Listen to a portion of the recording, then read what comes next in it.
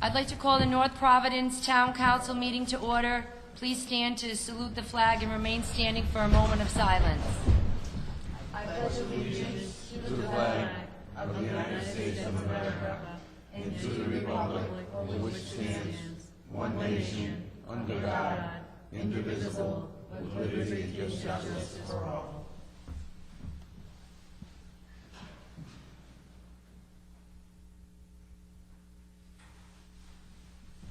Please be seated.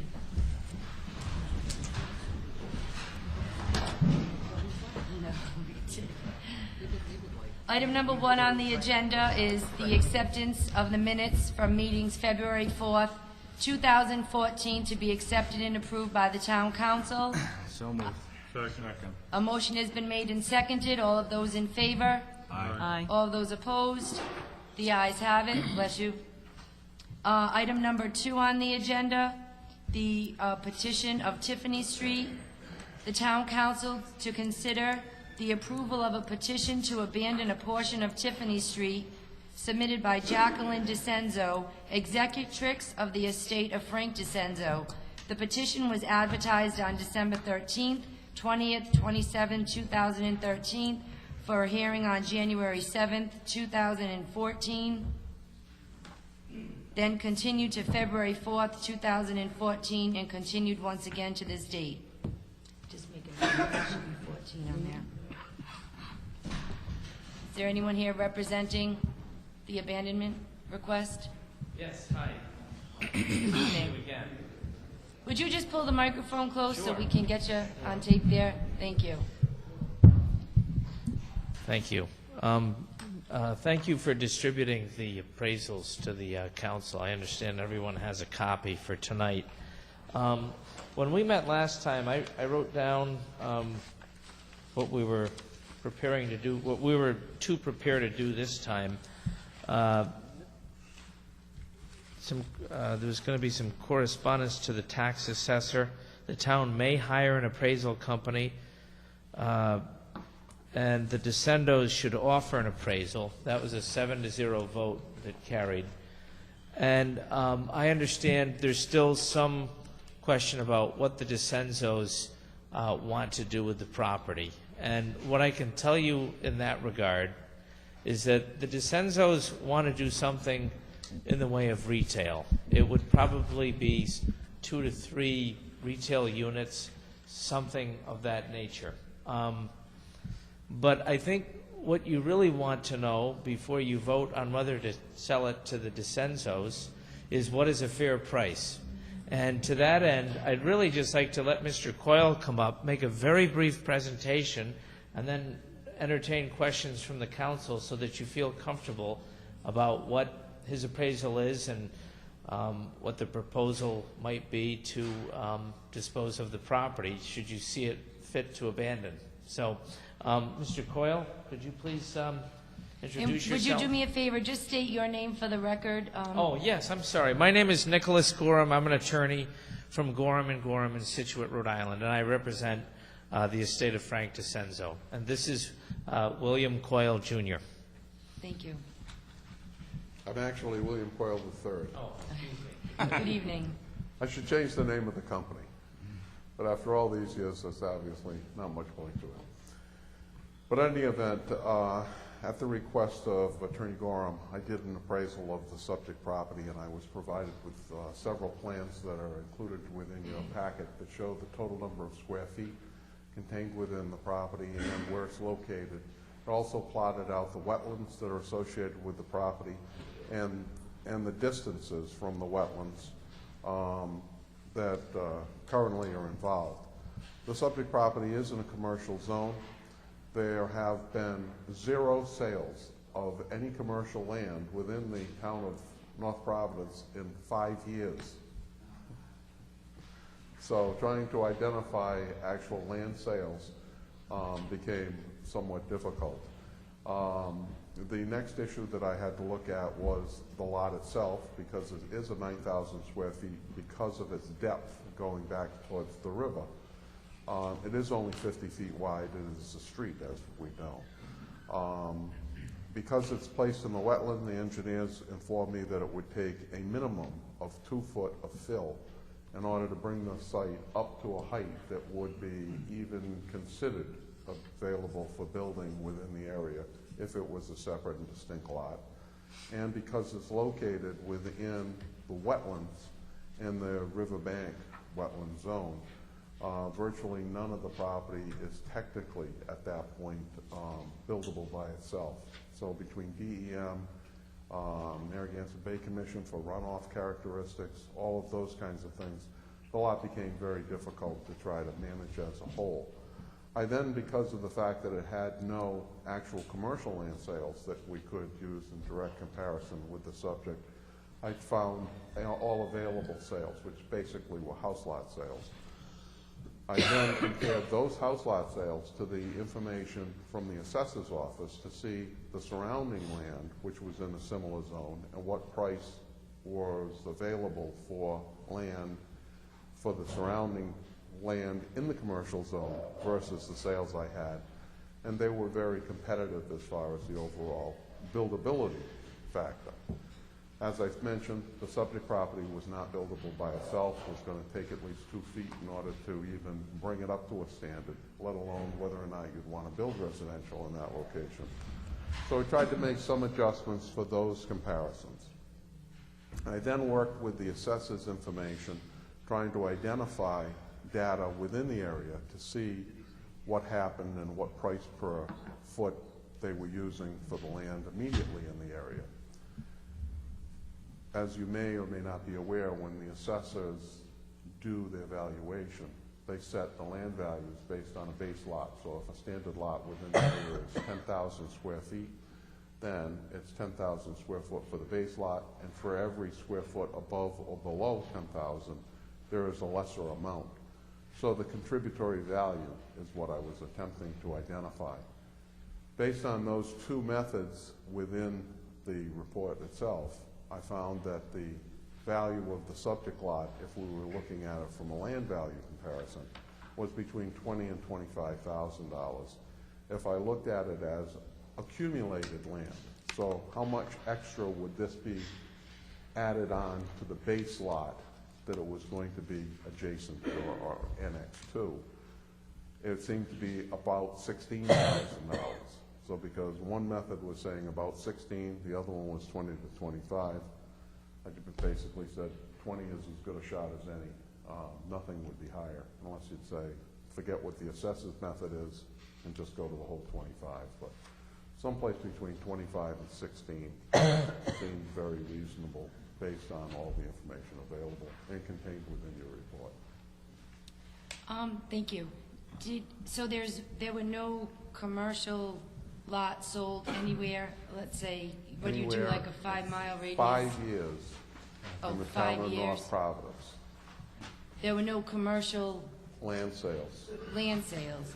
So do you take into consideration like building sales with the land, and when they say what the land is worth and then the building, do you take into Well, consideration those? Kind of. What I did was I took the actual assessors data. That's the only way you could come up with the number that you're talking about, is to take the total value and to figure out what the land would be worth as a separate methodology. So that's why I use the assessor's actual information.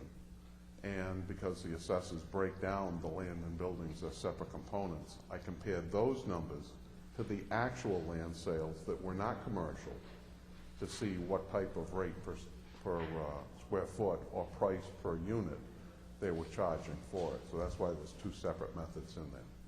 Well, because there was a sale of a building with land just less than probably 2/10 of a mile up the road from that piece of property.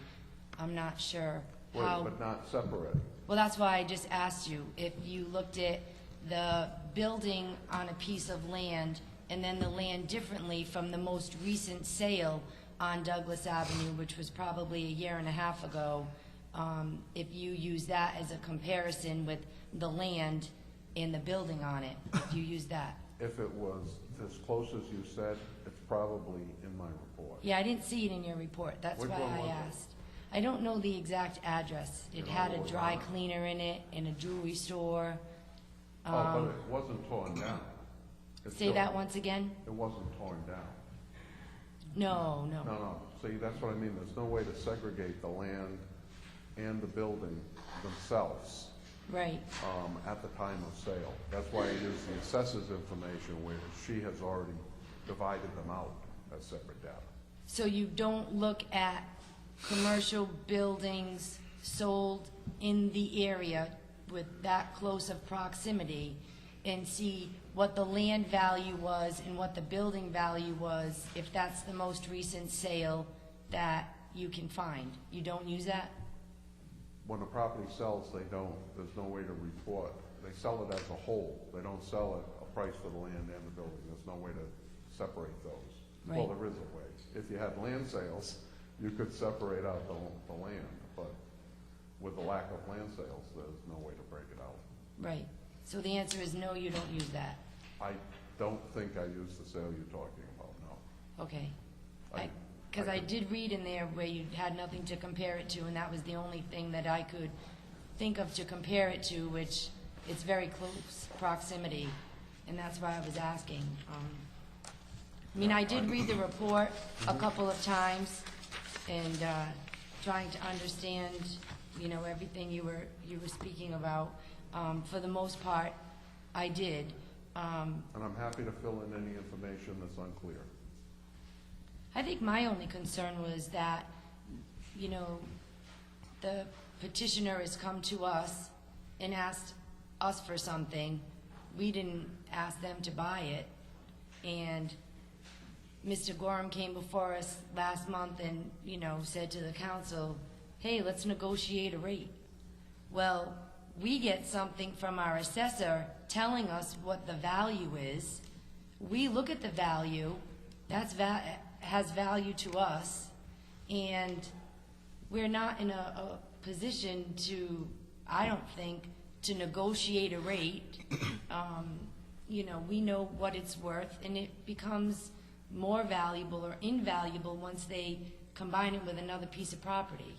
You know, whether or not they're gonna sell the property as a whole, I don't know what the total acreage is, or if they are going to build on it.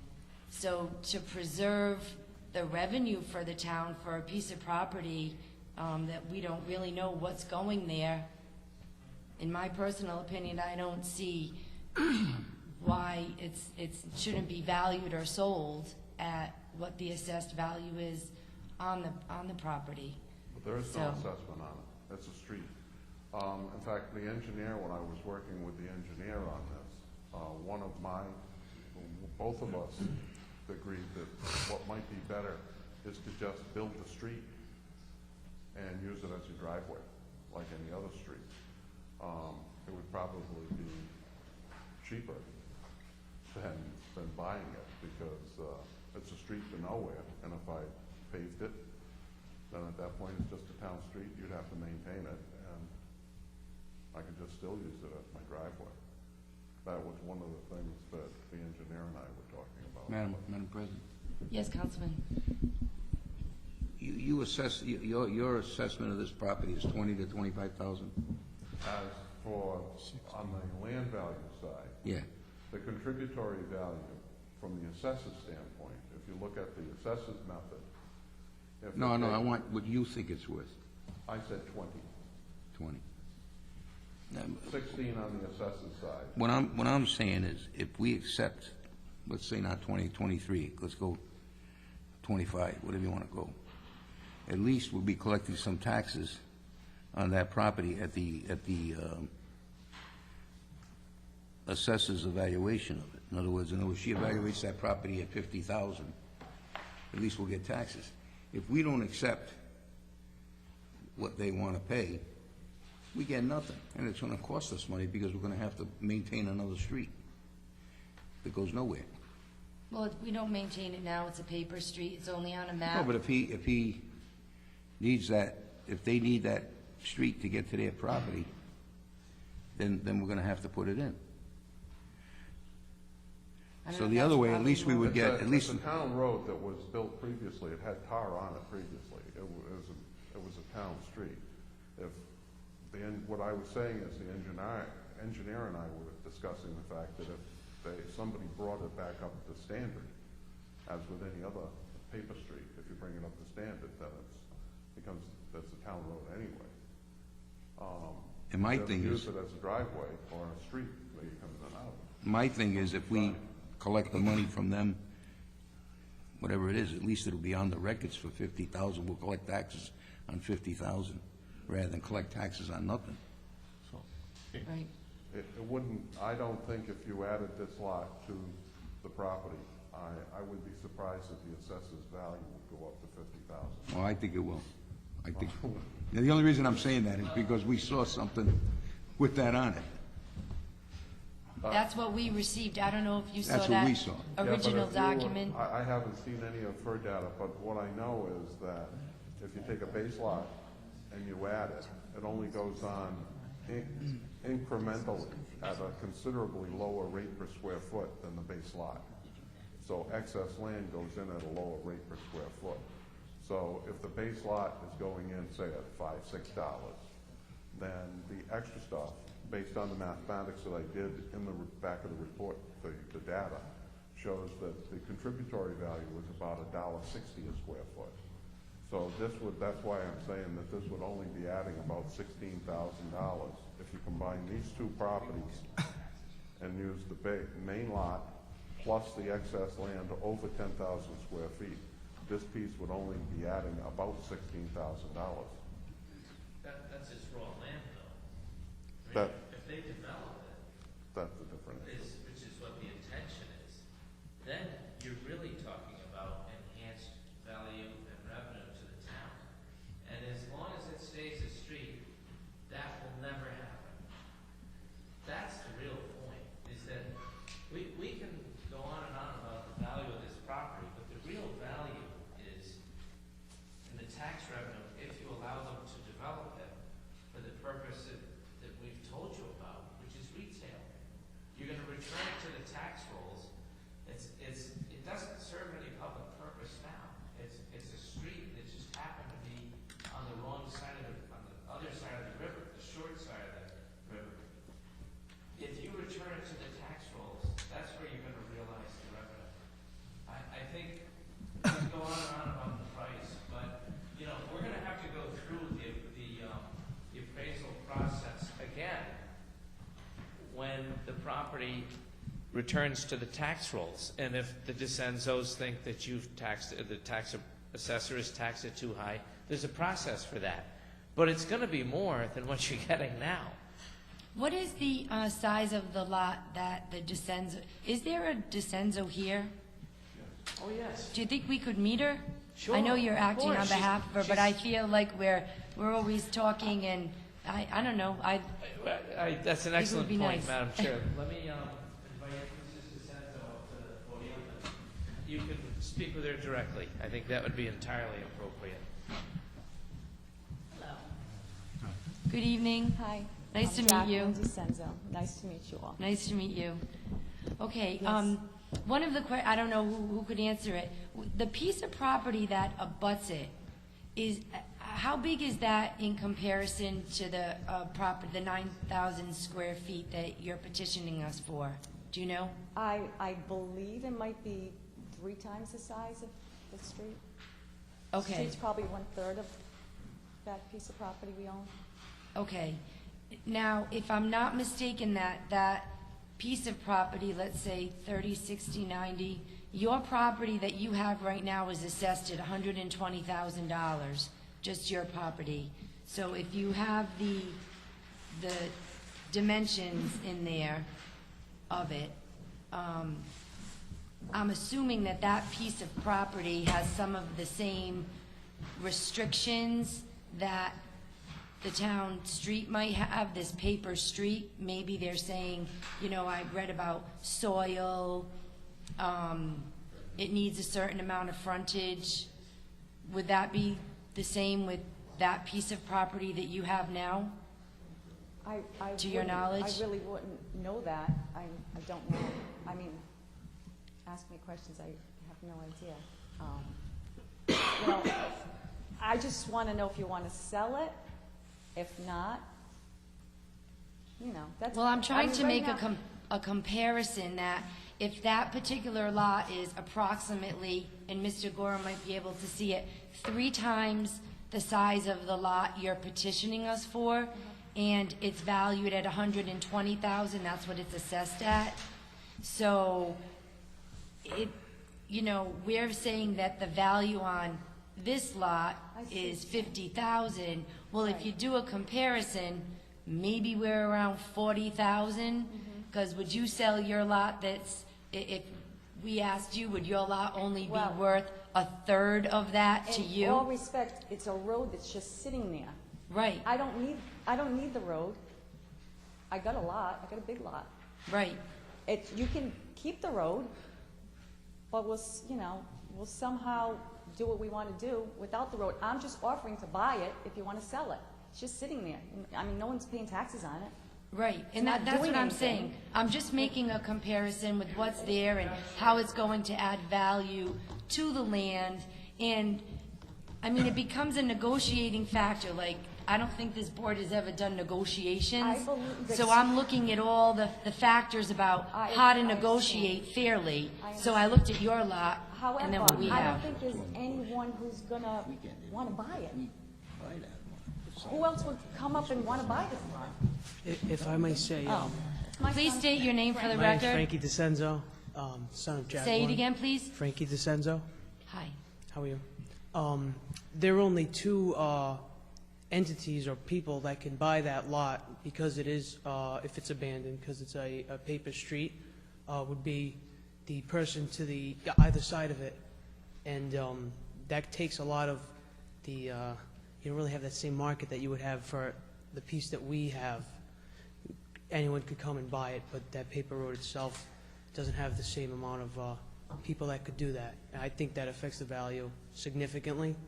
I just wanted to put that in. That was it. Thank you. Sure, you're just about right. It's 27,000 square feet, the Senzo's own right now.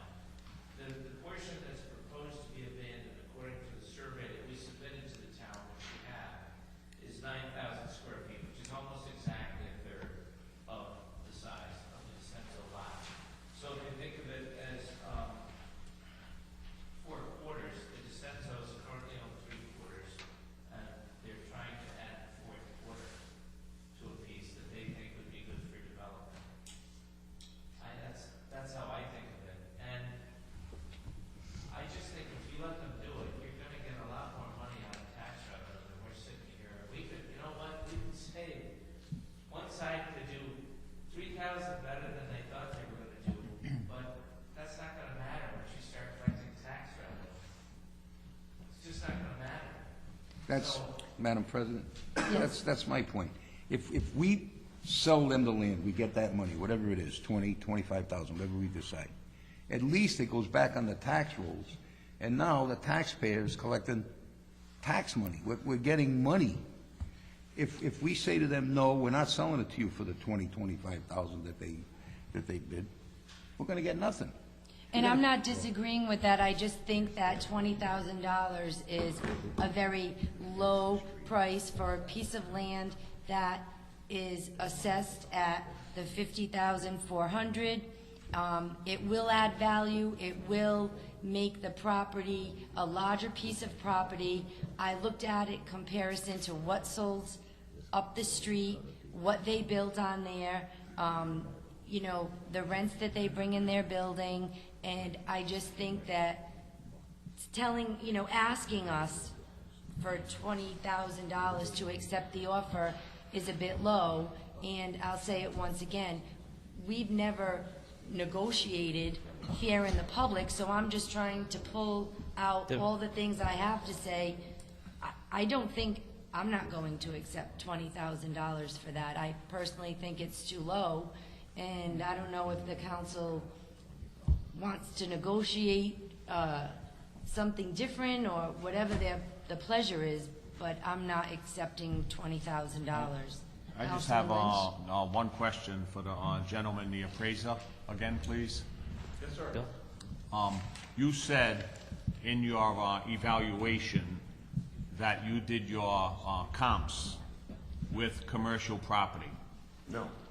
I use the commercial properties on the assessors information Okay, for to tie the commercial back to the residential land sales that were available. right, because In you this couldn't... smaller size. Okay, all right.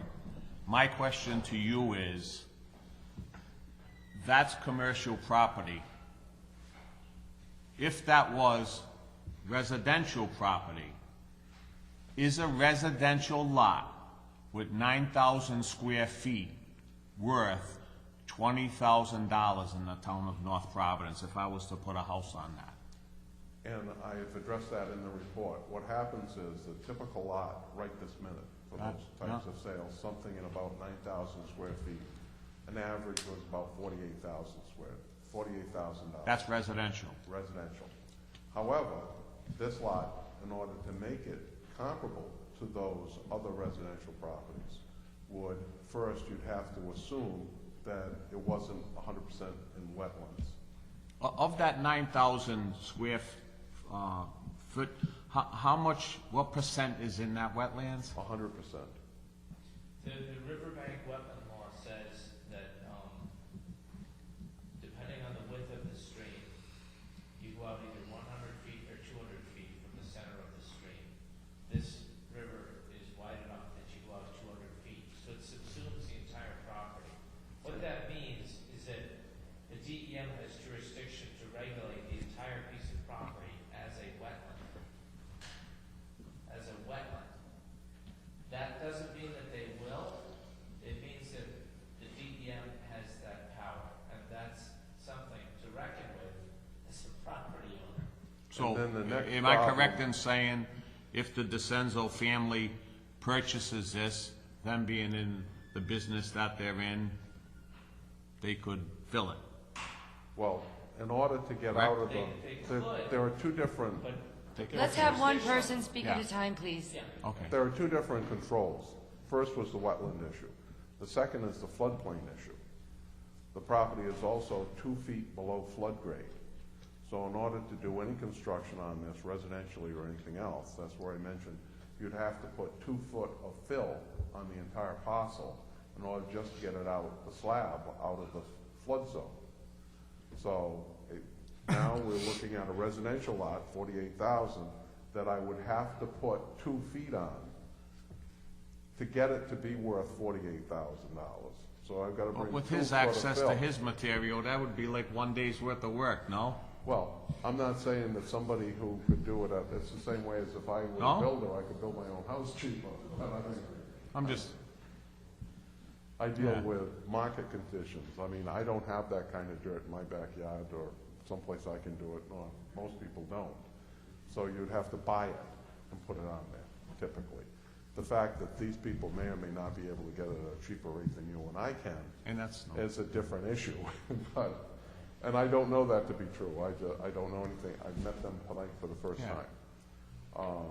But what I'm saying is, I took a $48,000 lot, and now that is pad ready, ready to go.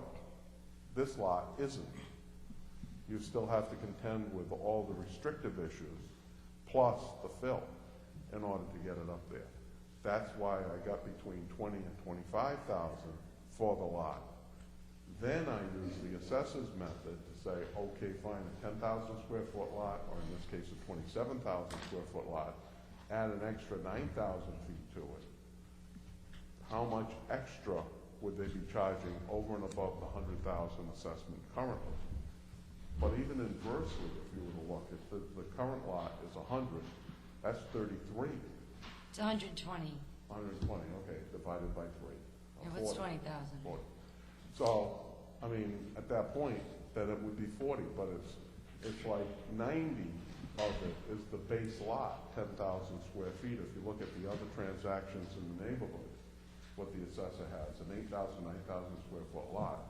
The extra land over 10,000 feet is going at about $1.60 a foot for the excess land over the base. And that's where the 16,000 came from. Does anyone else have any questions that they would like to ask? I don't know what, I just have a comment. I don't know if it's our purview to negotiate a price, but I'd rather have a little of something than all of nothing. I mean, look at the landfill. That was barren land. Now we got wetlands. I mean, I'm reading here in the report, that land hasn't been touched sometime between 1972 and 1981. I'm all for developing the property, so. I think what we have to consider is, and someone can make a motion. I know we've talked about this a couple of months, and we were looking for plans and asking for different things. The assessed value that we requested from our tax assessor, I believe, is $50,400, and the amount that they're offering through their appraiser is $25,000, we'll say. So, what's the council's pleasure? I'll make a motion, Madam President, that we accept the $25,000 and put this piece of property on the tax rolls. Is there a second? I'll second. Is there, a motion has been made and seconded. Is there any further discussion or questions? Okay, a motion has been made and seconded. All of those in favor? Aye. All of those opposed? Nay? Nay. Nay. The nays have it, and with 2 in the affirmative and 5 in the negative. I'm going to say something. I just can't understand that, how you people would vote against putting money in the taxpayer's pocket. I just don't understand that. So now we got vacant land that'll never be sold and never be used. Unbelievable. Well, at this point, maybe they'll come back with another offer, and they'll want to come back to the council. But for tonight, that offer was not accepted. So, thank you very much. Okay, thank you. Item number 3 on the agenda, Gold's Gym and Fitness. A summons was delivered to David Walker, President, for a formal hearing concerning the continued failure to renew the holiday Sunday sales license for this establishment. This was heard on October 1st, 2013, and continued to November 5th, December 3rd, 2013, January 2014, and February 4th, 2014. At this time, it was continued to this date. Good evening, gentlemen. How are you tonight? If each speaker would like to just state their name for the record. Sure, I'm going to start. David Walker of Gable Fitness. Attorney David Petrarca of Ruggiero Brochu, Warwick, Rhode Island, on behalf of Mr. Walker. Robert Rossi of Rossi Law Offices. Oh, it's nice to meet you, Mr. Rossi. Anthony Galone, Town Solicitor. Great. We've, Either David or his attorney. Yeah. Sure. Over the past month or so, we've been working. There's actually a 4th attorney who's missing, Peter Ruggiero from my office, working on this agreement to settle the 2010, 2011, 2012, and 2013 tax years. While payments have been continually made, and Mr. Rossi can speak to that, the way that the statutory framework works in the state, always the oldest taxes are paid first. So even though sizable payments were being made, it was still showing up for the 2013 tax years as delinquent. So this agreement puts together all of those years and sets up a payment plan for weekly payments. And as long as those payments are made and certain corporate formalities are taken care of, it satisfies the town's objective from the assessor and collector's office as far as being compliant, so that Mr. Walker may maintain that Sunday and holiday license. Okay. I just want to thank everyone for getting together. Mr. Walker has come several times. He said he was having a hard time getting everyone together and communicate, and so it looks like it worked. I know there is an agreement. I'd like to hear from Mr. Walker if he accepts the agreement and signs it on the record. I understand the agreement. I've been making regular payments for quite some time, but I understand it wasn't in the order that these gentlemen are able to put it in, and I'm comfortable with the payment arrangement, and I do accept it. Great. Would anyone else like to say anything? You should note in the agreement, there are provisions so that if a default does occur, Mr. Walker is going to voluntarily forfeit his license to the town, so we don't have to institute court proceedings to revoke it. Okay. All right.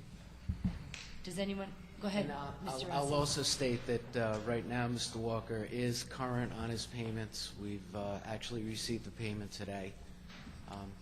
So he's doing well right now. Okay, great. Does anyone else have any thing they'd like to say? All right, I will make a motion, entertain a motion to approve the Sunday sales license based upon the execution of the agreement and abiding by the terms, with the understanding if Mr. Walker doesn't, the license will be forfeited. Second. A motion has been made and seconded. All of those in favor? Aye. All of those opposed? The ayes have it. Thank you very much, gentlemen. Thank you.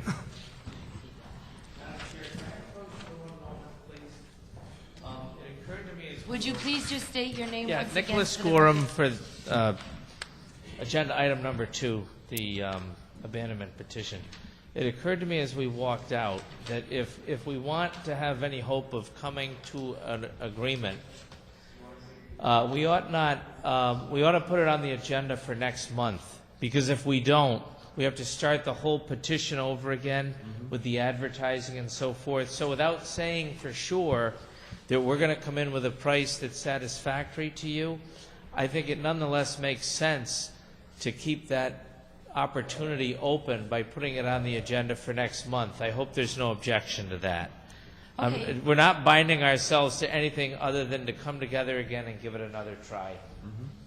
Okay, if we revert back to item number 2, I'll entertain a motion to continue until next month and put it on the agenda. Second. Okay, A thank you. motion has been made and seconded. All of those in favor? Aye. All of those opposed? The ayes have it. Thank you. Thank See you you. in a month, I think. Okay. I think.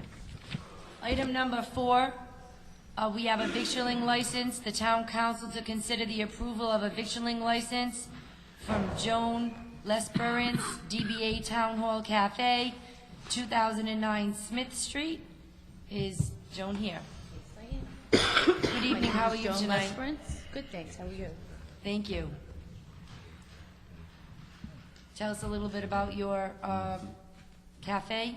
It's just going to be basically soups and sandwiches, maybe 1 or 2 main dishes, hamburgers, hot dogs, nothing major. Very hometown. Sounds good. Does anyone have any questions? I did look at the victualling application. It looks fine to me. I've also been already inspected by the Department of Health, and I have passed. I just haven't got the license yet.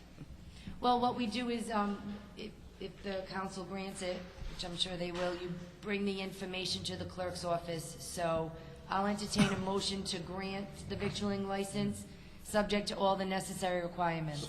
Second. A motion has been made and seconded. All of those in favor? Aye. All of those opposed? The ayes have it. Thank you very much. Good luck. Thank you. Item number 5 on the agenda, the financial report. Justin Cambio to present the financial report to the town council.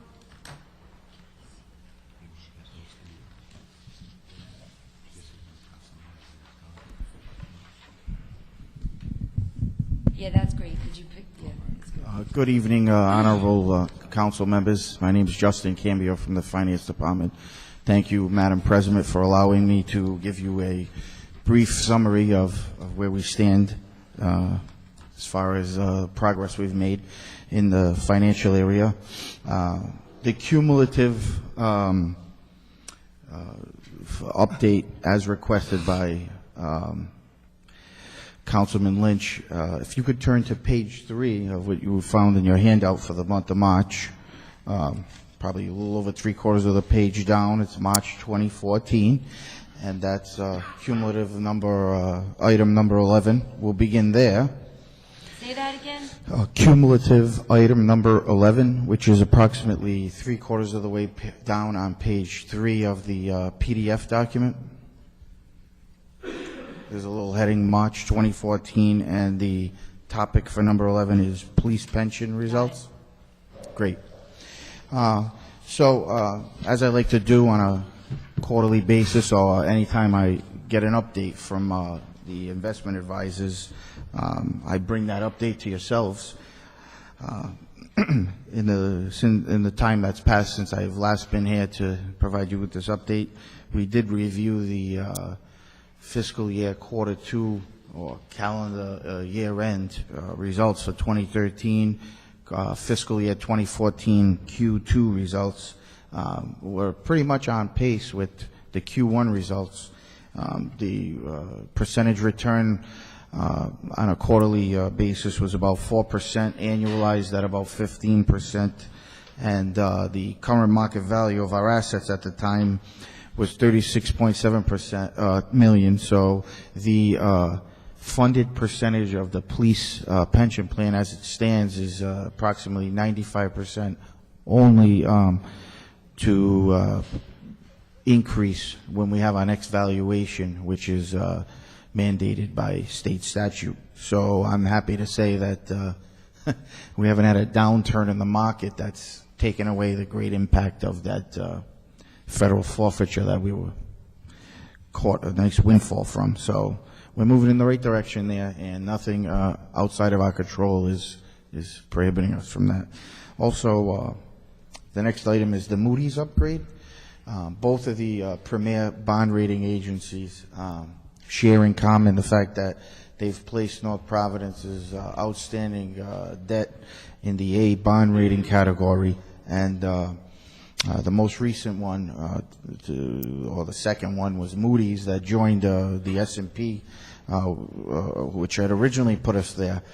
And if I could just elaborate quickly, the ratings rationale as put forth by S&P and pretty much mirrored by Moody's was that the debt burden was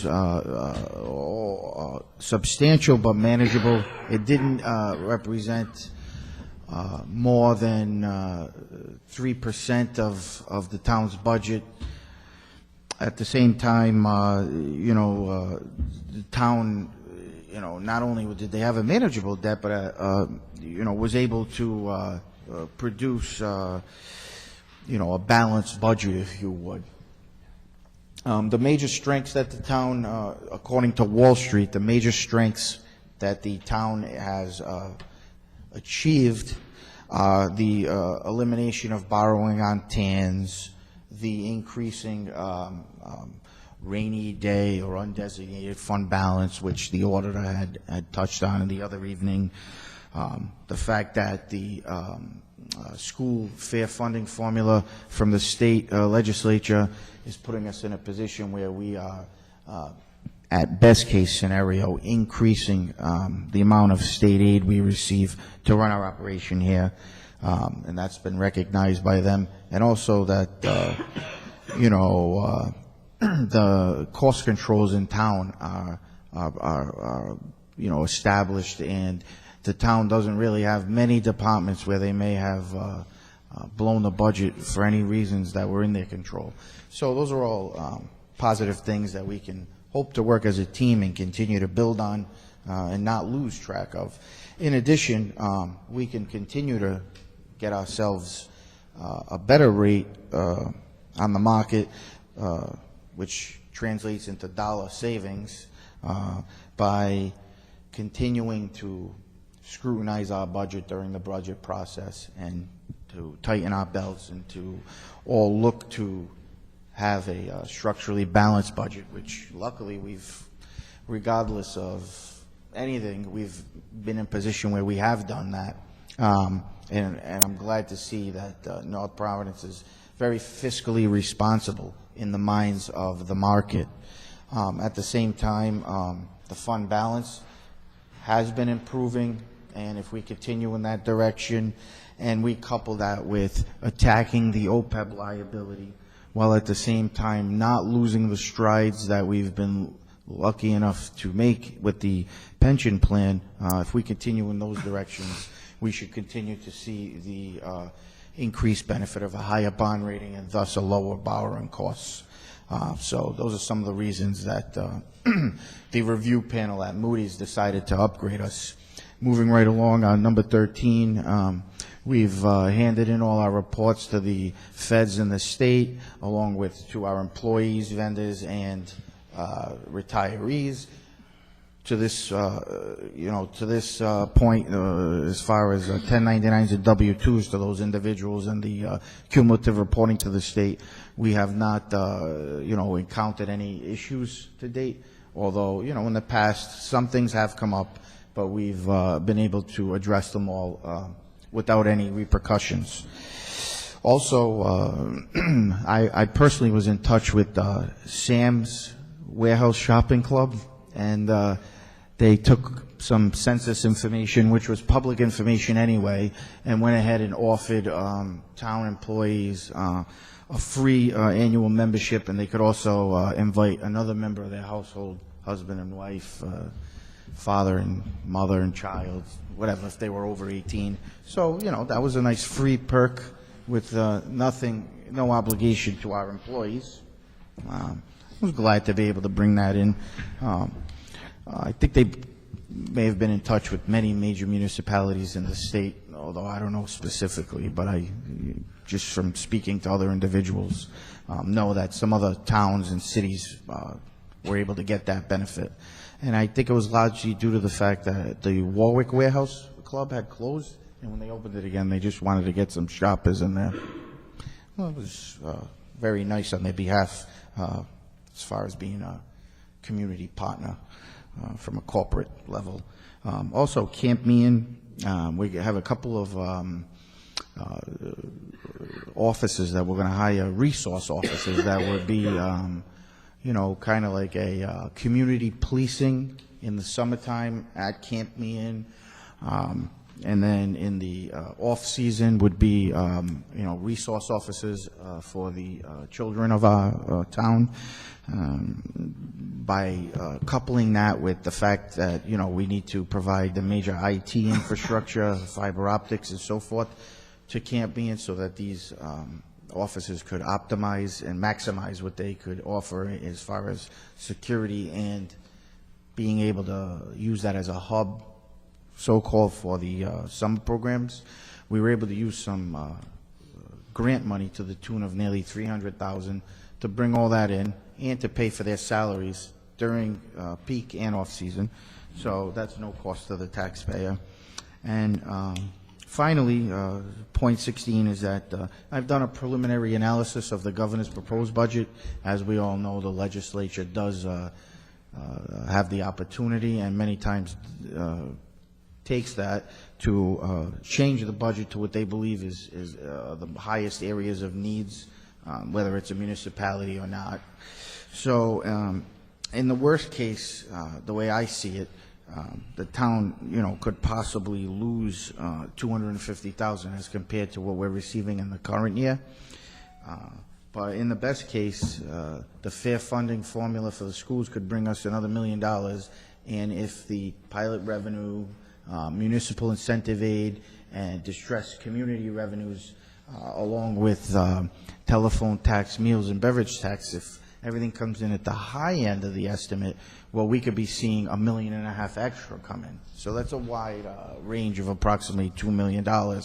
So, we could be safe to say that hopefully when it all nets out, maybe the school will see and the town will see combined $150,000 extra in our coffers as an average mean, somewhere in the middle.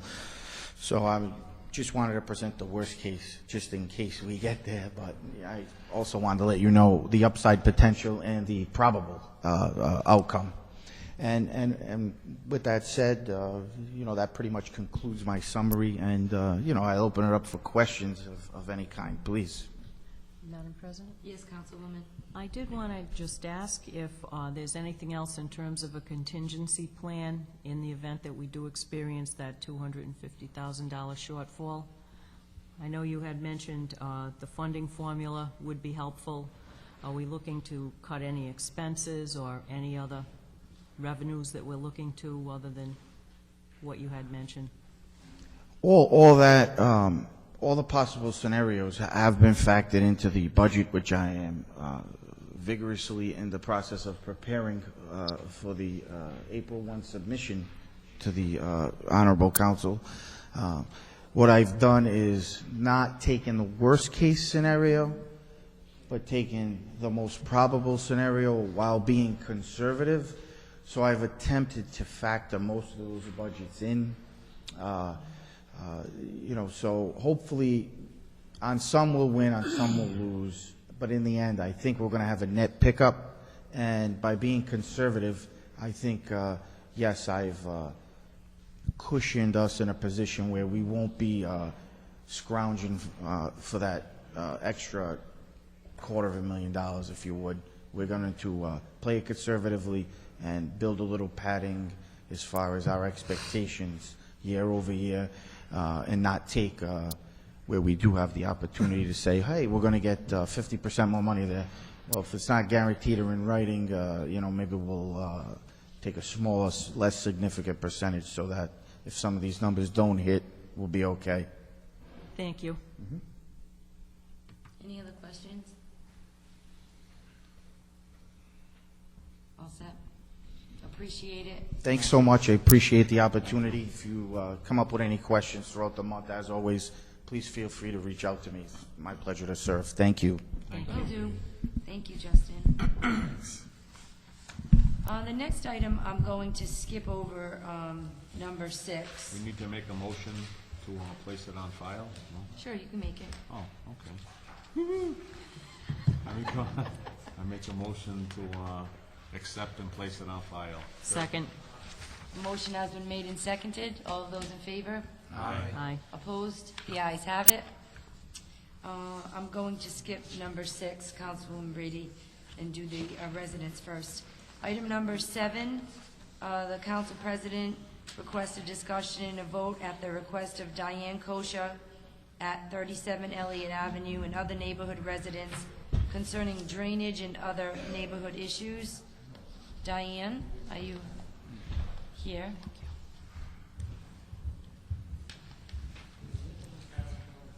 How are you tonight?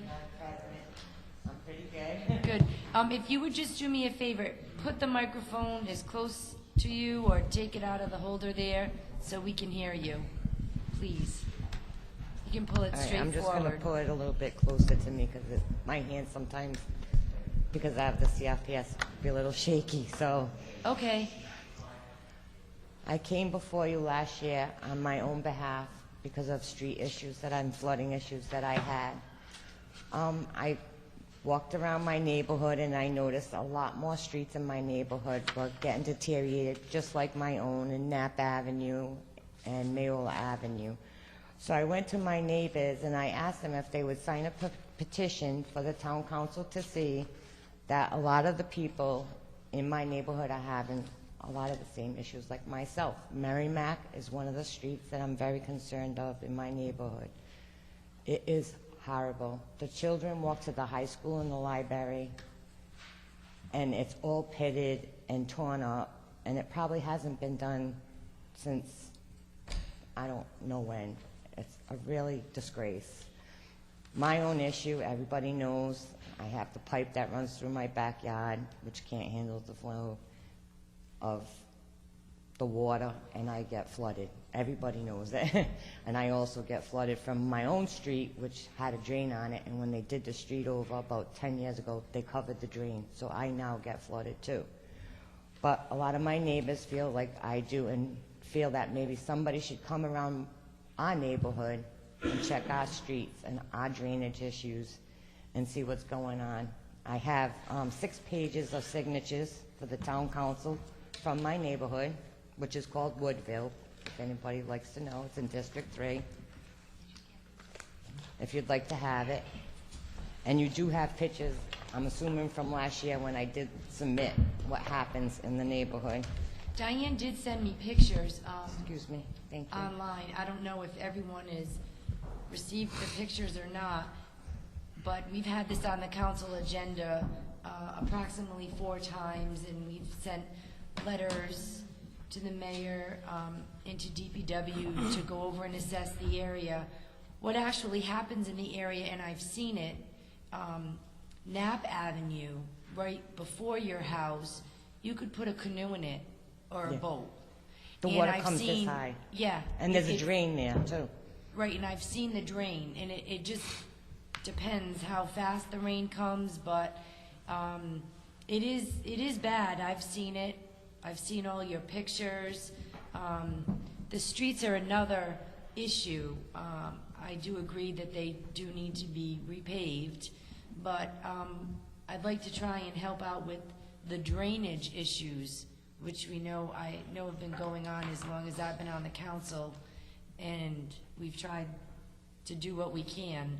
Madam President? I think we actually need to get an engineer in there. We do not have an engineer in the town that works for the town.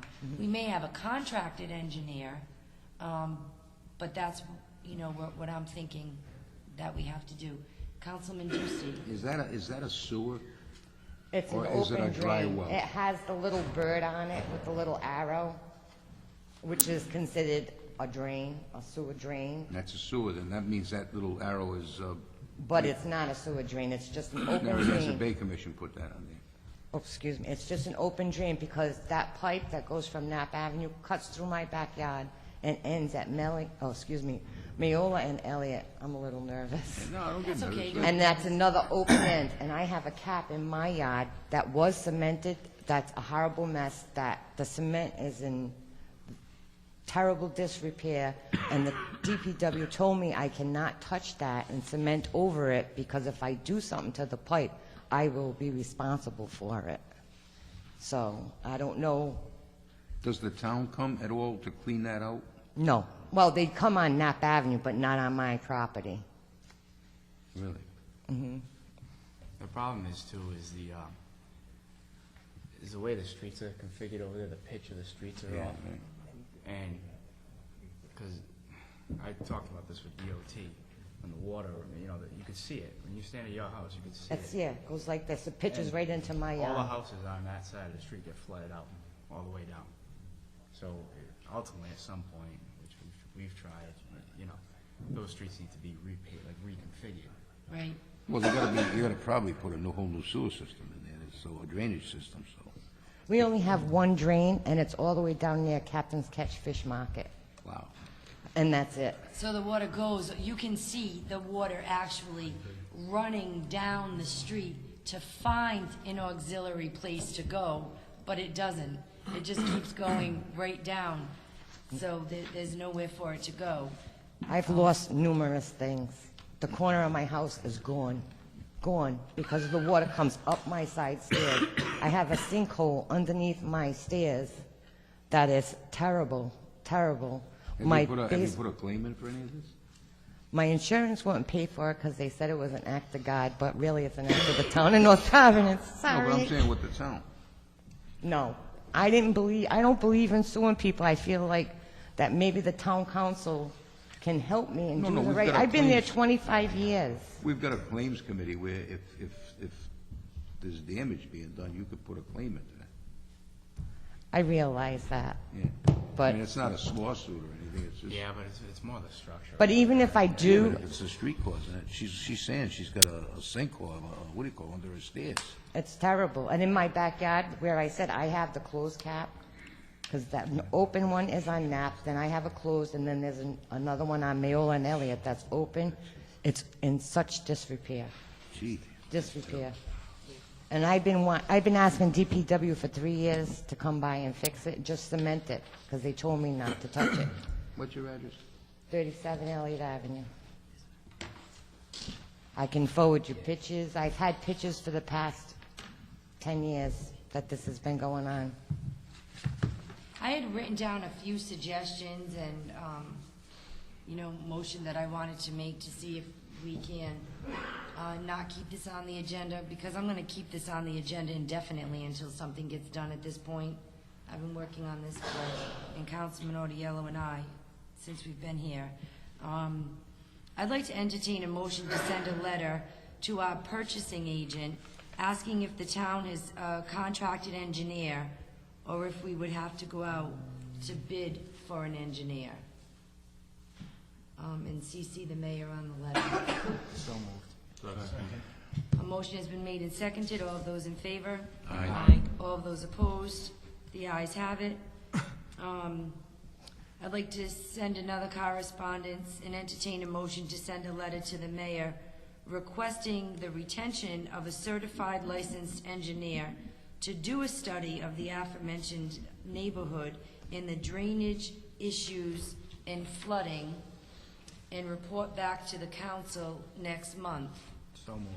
Second. A motion has been made and seconded. All of those in favor? Aye. All those opposed? The ayes have it. So assuming that the purchasing agent says we have a contracted engineer versus not having a contracted engineer, we will know how the mayor is going to respond on that.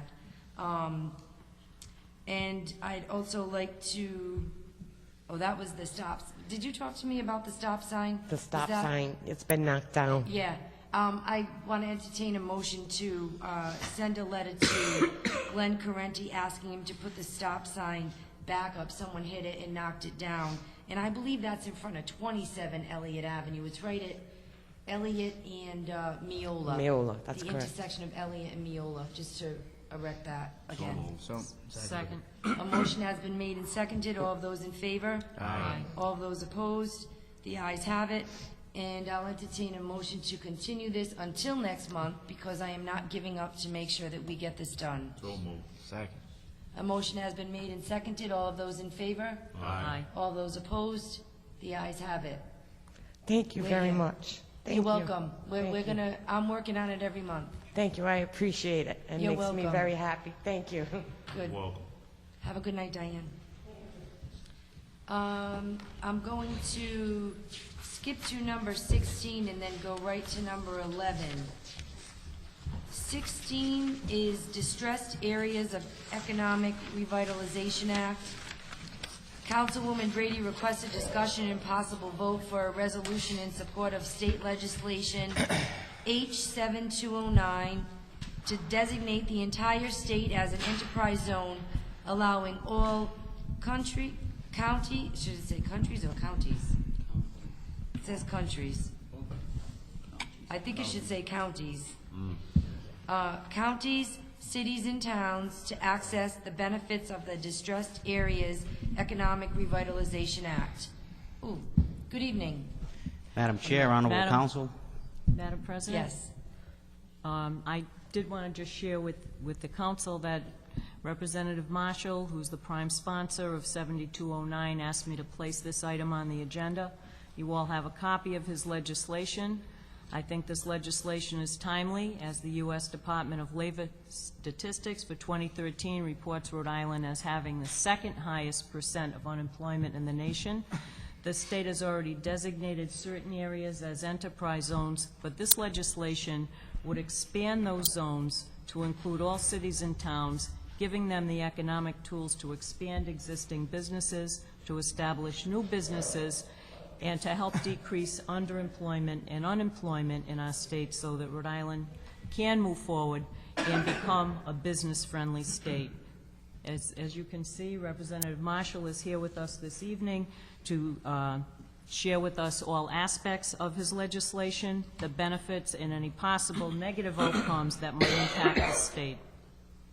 Representative Marshall? Thank you, Councilwoman.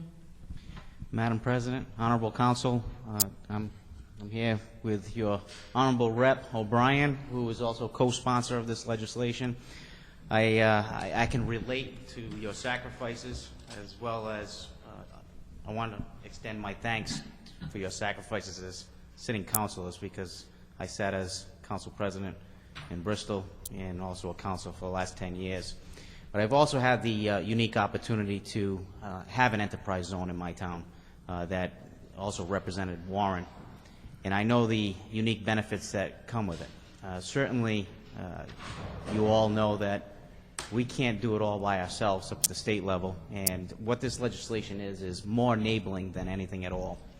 It enables you to have the tools, the economic tools at your disposal, to ultimately reach out to businesses that exist here or reach out to businesses that want to relocate here.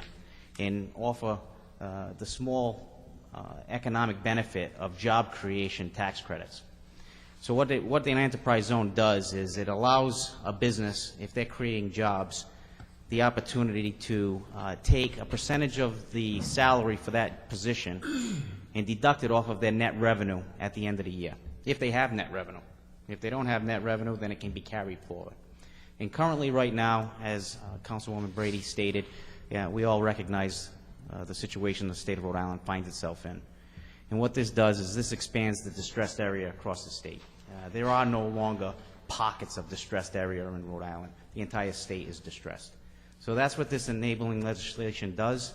It basically expands existing opportunities that currently exist in state law at the Economic Development Corp, Rhode Island Commerce now, and it expands it to encompass the entire state, and ultimately puts those small economic tools at your disposal as councilors to possibly share and also expose to existing businesses and businesses that are considering moving here. So that's the legislation in a nutshell. I certainly can tell you from personal experience it has worked in my town, in the town of Warren, as well as other communities. Pawtucket just we just passed legislation last year to allow Pawtucket to have an enterprise zone. And certainly, as I said earlier, I think every city and town should have the opportunity to have this at their disposal. So that's why I'm here before you tonight. I thank Councilwoman Brady for inviting me here to kind of expand upon it. Certainly thank Representative O'Brien for co-sponsoring this. And this does have some support in the House. Certainly, they're going to be reviewing it, the pros and cons of it.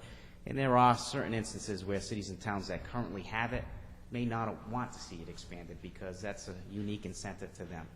But again, the entire state needs help. And this is a partnership between local and state officials to try to expand job opportunities in the state. So I thank you for the time.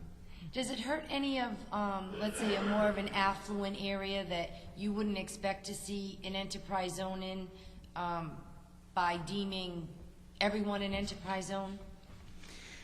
It basically, I can't see it hurting, to be honest with you. I see it as putting a welcome sign on the state of Rhode Island, that there's an incentive there to be there.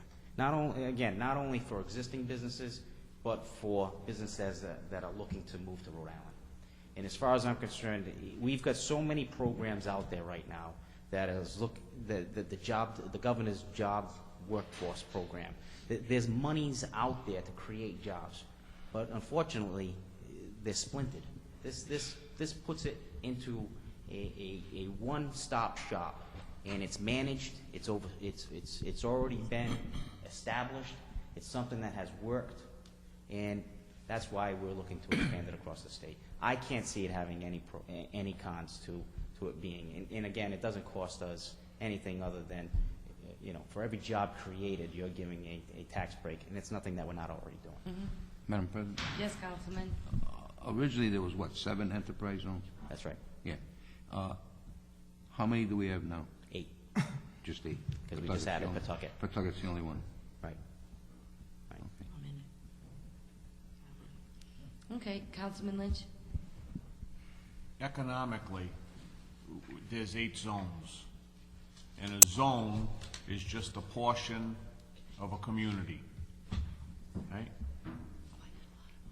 If you, for like a whole town, if you were to make a whole town an enterprise zone, am I correct in saying that the state loses revenue and we gain revenue? I don't believe that's the case. No, that's not true. If they expand the job market, we're still going to make money from those jobs. But for each job, they get a portion and tax breaks. So the state still gains revenue.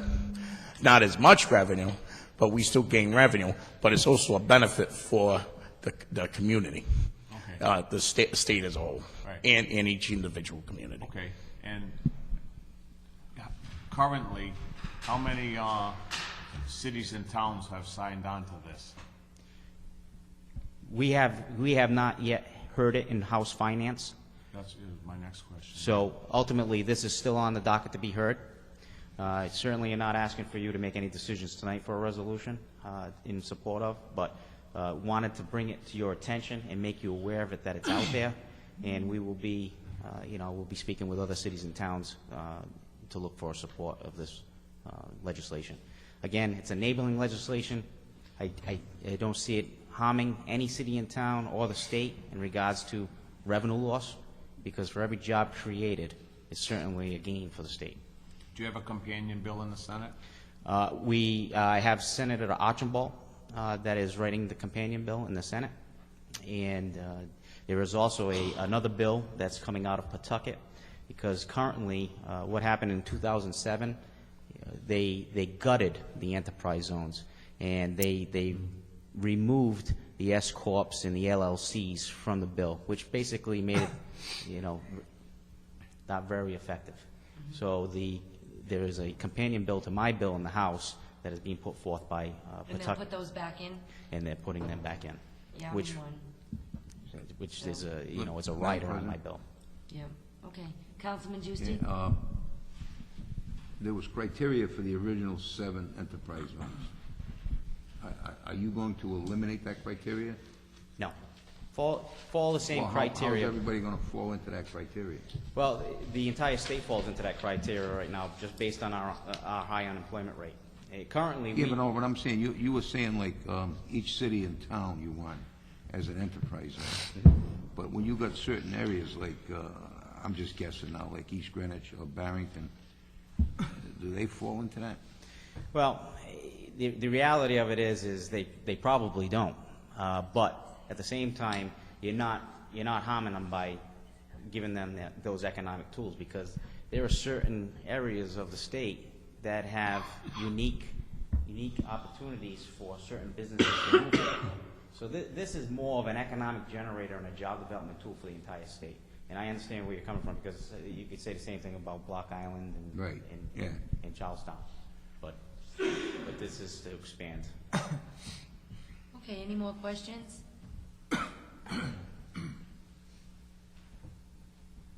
Council pleasure? It's on, yeah. I'd like to make a motion to ask our legal counsel to draft a resolution in support of this legislation for the next town council meeting. So moved. A motion has been made and seconded. All of those in favor? Aye. All of those opposed? The ayes have it. Thank you very much. Keep up the great work. We appreciate it. Let us know when it's Thank you on very the much. agenda down there, and I'll be more than happy to do so. testify. You got it. Thank you very much. Thank you very much. Thank you. Have a good night. Thank you. Item number 11. I know I'm jumping around here. Fry Energy LLC. Council President requested discussion and possible vote with regard to the town of North Providence entering into contracts with Fry Energy LLC for the installation of a solar power system on the former town landfill and to purchase electric from Fry Energy LLC. Good evening, gentlemen. Thanks for your patience. Good evening, Madam President, members of the council. First of all, I'd like to thank Mr. Galone and Mr. Welch for their hard work that they've done with Mr. Hanley about putting the agreement in front of you today. Unfortunately, Mr. Barrett, due to the weather in the Midwest, is unable to be here today. He is home watching you on TV. He just texted me. He said, you all look good. So with that, I'll give it to Mr. Hanley to explain what the conversations he's had with Mr. Welch and Mr. Galone. Thank you. Thank you. Timothy Hadley for Free Energy. We proposed these agreements and we worked through them with Mr. Welch, and we think we have final drafts which have been submitted to you tonight. I'm hoping to answer any questions you may have on those agreements and further propose what may be a beneficial alternative for the town with regard to the purchase of their energy. Does anyone have any questions besides myself, which I'll go through quickly? Could you explain to me the credit versus the rate, under the net metering. I know that we generate the energy, we go through National Grid. National Grid gives us a bill, we get credits on our bill toward the energy that we use. So how does a credit equate to the rate that we're getting? Well, there's the price in the agreement, or the actual credit itself from National Grid? The actual credit itself, so it's not dollar for dollar. It's given a dollar value. There's some factoring for small rates for the interconnection and other charges. So it's not, Can we know what those are? Like, what is the actual rate for the electricity that's being generated, and what's the distribution charge? Can you separate the two? Yeah, it's my understanding right now you're paying close to 14 cents per kilowatt hour. That's with both. Right, and that's going to increase by 12%. And in the agreement, in the schedule, I think it's Schedule B, shows the price that you'll be paying for those credits that we'll be supplying, and that's per kilowatt hour.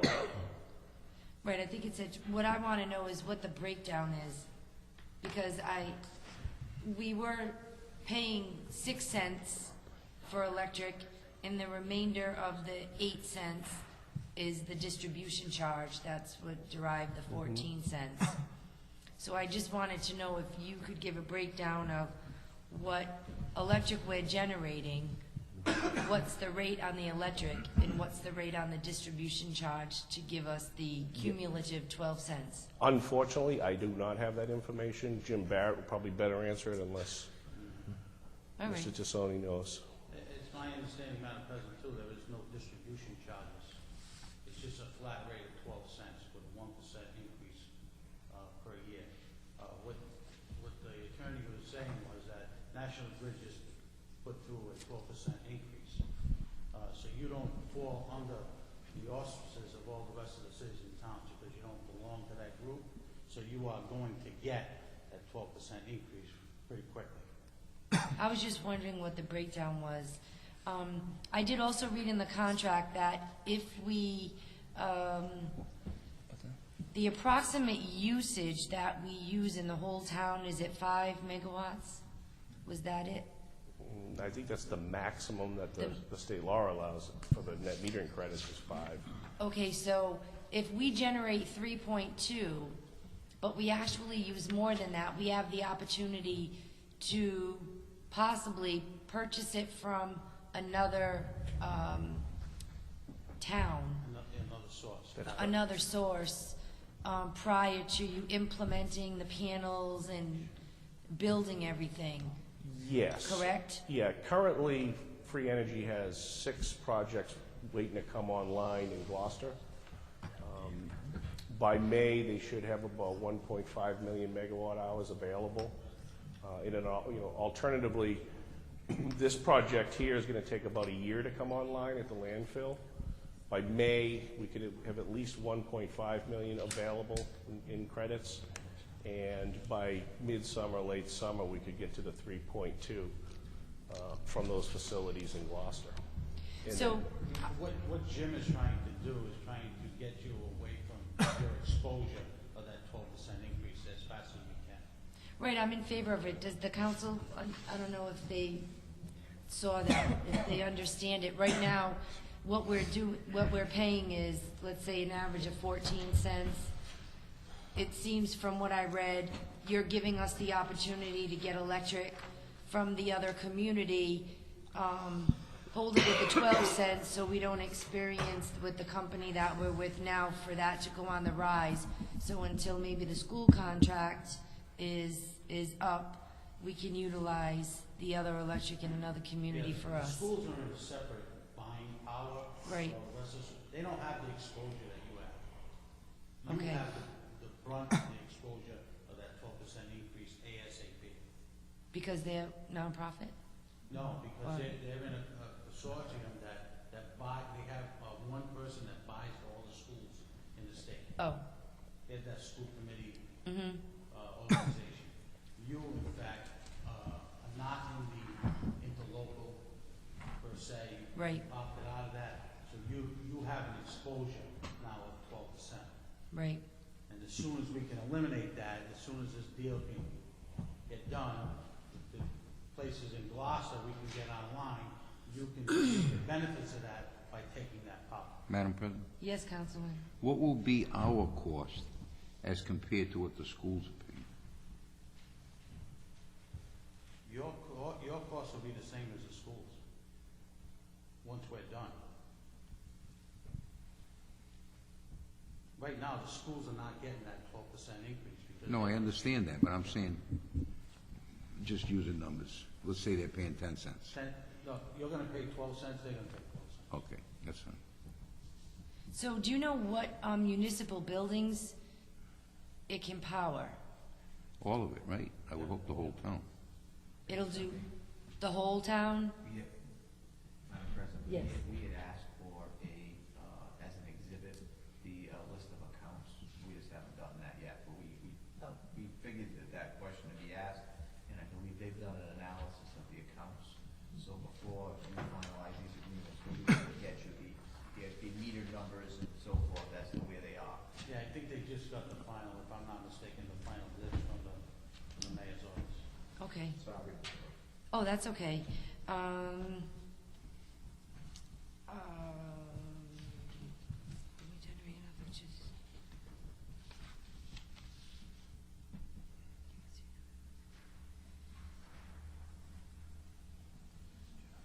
Just out of curiosity, Go ahead, Councilman, I'm What- reading over what- my notes.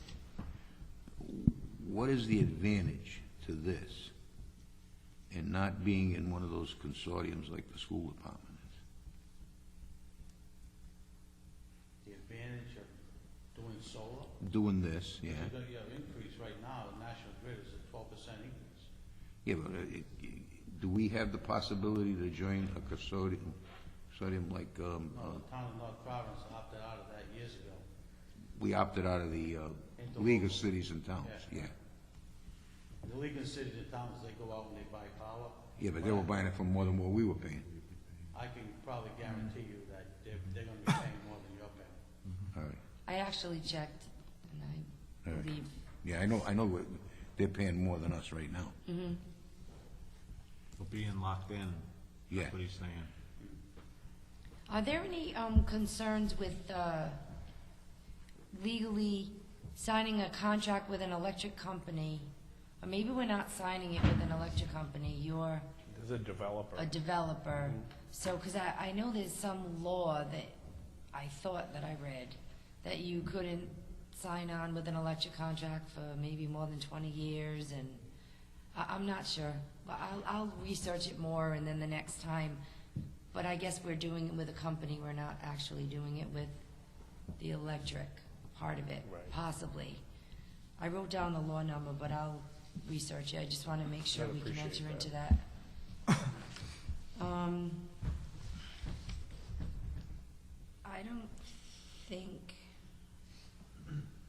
I did read that document, so.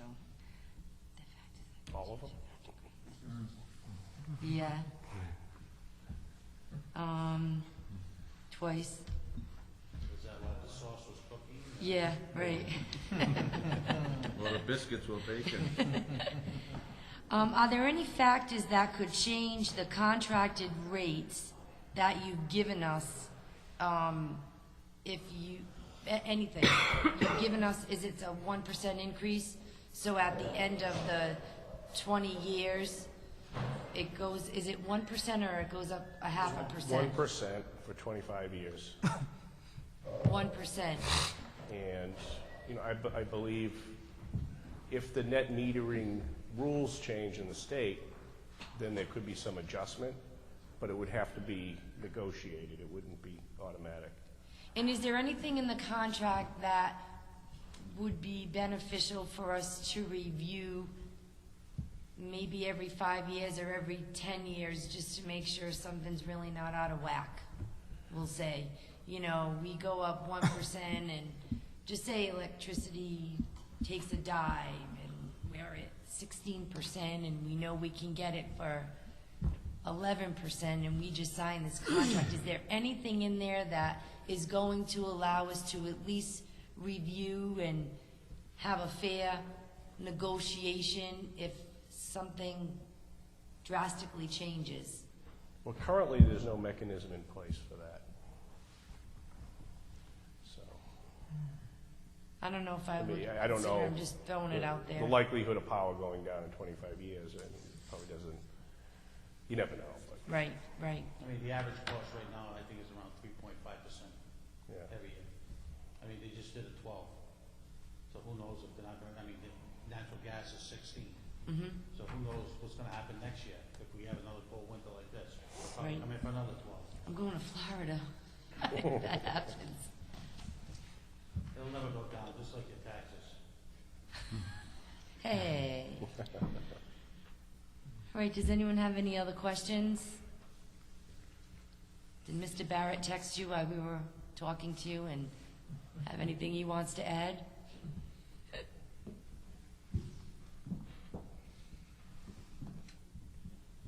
Did say a couple of things, hang on 1 second. Figured I'd ask while Technology. you're here. Yeah.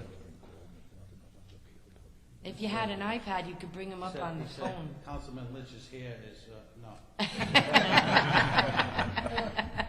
What do you say, Councilman Lynch has hair? Oh, excuse me.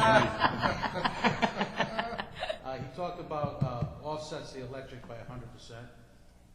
He also said 100% retail credit and fuel costs. Talked about fuel costs. Not for our project, but for the National Grid end. Fuel costs are going to go up.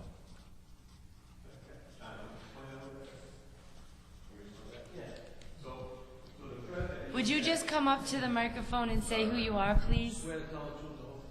My name's Russ Mayman. I'm in the solar industry. I work for RGS What's your Energy. name? Russell Mayman. Russell Mayman. With an M. So the credit you'll get will be equal to almost 100% of what you're paying now. So if you're paying 14 cents, you'll get a credit for 14 cents. Okay. You'll then pay them for that credit at 12 cents. And there's a table called the PPA rate. Right. To get back to your concern, that's stated for the next 20 to 25 years. You know what you're going to pay every year for the next 25 years out. If you buy from a third party right now, you'll probably get a 3-year contract at best. So you'll still be, in 3 years, back to square one. You just explained that, and I read it twice quicker. I should have just called and asked you. That's what I do for a living. Yeah, okay. Thank you. Thank you. Does anyone else have any other questions? No? All right, I'll entertain a motion to continue the contract discussions until the April 1st council meeting. So moved. Second. Okay, a motion has been made and seconded. All of those in favor? Aye. Aye. All of those opposed? The ayes have it. And we'll move right into number 12 to have a discussion and a possible vote with regard to the introduction of an ordinance allowing for the town council to exempt the renewable energy systems from taxation pursuant to RI General Laws 44-321.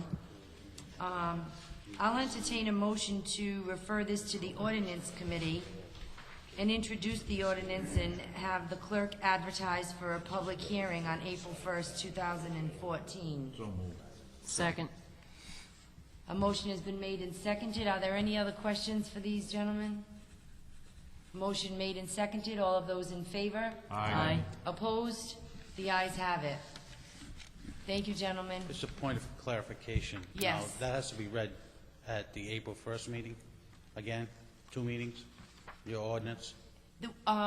We'll schedule an ordinance meeting probably within the next couple of weeks before the April meeting. So what we're doing is we're introducing the ordinance next month at the meeting. Excuse me. We'll advertise it for next month at the meeting while we're still reviewing any of the contracts and the things that you have to go over. So next month, hopefully we'll see you again and we'll hear the ordinance. So the next month's meeting is when? April 1st. April Okay. Fool's Day. It's always the first Tuesday. Is that good for you? Good for us, Okay, as long as Mr. Barrett can get out of Dallas. okay. Thank you All for your right. time. Sounds good. Thank you. Thank you very much. Have a good night.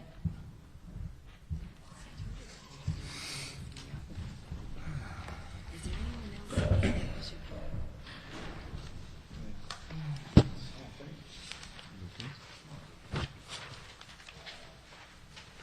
Okay, we will go back to item number 6.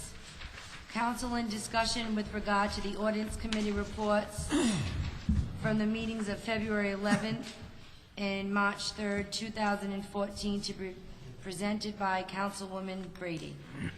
Thank you, Madam President. You all have copies of the reports from the 2 ordinance committee meetings. For the report from February 11th, I would like to make 2 motions. The first is a motion to approve the minutes as presented. Is there a second? Second. A motion has been made and seconded. All of those in favor? Aye. Aye. All of those opposed? The ayes have it. Madam President, for the second motion, I would like to move to item number 9 on the agenda, please, if everyone would do that. Okay, we will go to item number 9. I believe it's item number 10, Councilwoman. Item number 10, I'm sorry. Item number 10. Item number 10 is revolving door policy, a discussion and a possible vote with regard to a resolution to amend Article 24 of the North Providence Town Charter to provide for a 2-year municipal official revolving door policy and enforcement and penalties for a violation thereof. Okay. We were on the February 11th meeting, and that was regarding the purchasing board.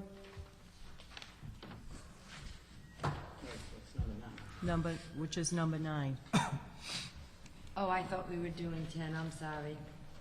Okay. Okay, so I would like to make a motion to approve a resolution to amend Article 20 of the North Providence Town Charter with regard to purchasing board members, designees, meetings, rules, and procedures. Is there a second? Second. A Madam motion has been President. made and seconded. Would anyone like me to read the resolution in its entirety, or are there any questions? I got a question. Yes, Councilman. Why are we changing this? Why are we making another change to the charter? This will be the 8th change to the charter in the last 2 years. Have you read the charter lately, Councilman? Yes, I read the charter. I don't read it every day. It's not like a People magazine to me, but it's just, if we're gonna make this many changes to the charter, we should have a charter commission. And we should have the taxpayers involved in this, not us or you people changing the charter every time you feel like something doesn't work for you. I mean, it's too many changes to the charter.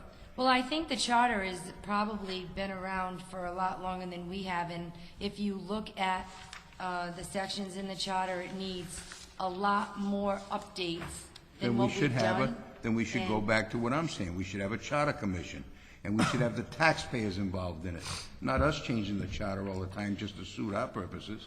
It seems every time we change the charter, it costs the taxpayers money. And How is this costing the taxpayers money? well, from what I understand, and I know the counselor laughed at this, but that they have to call people in from the town, and they got to pay them overtime when they got to do that. If we have the meetings at 6 o'clock, it's after their hours of working.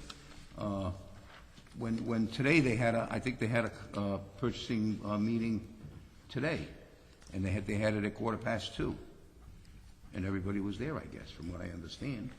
Well, I think we have to look at what it would cost the taxpayers if we didn't update this section, because I have a list of things that were purchased, Councilman, if you want to take a look, that weren't in the charter, excuse me, that weren't in our budget to approve, and I got this list last year, and they didn't go through purchasing, so So how does I think that the updates how does that- within this Well, it's, what we're doing is... How does that change for going from during the day meeting to a 6 o'clock at night meeting? That doesn't change whether somebody's purchasing something or not.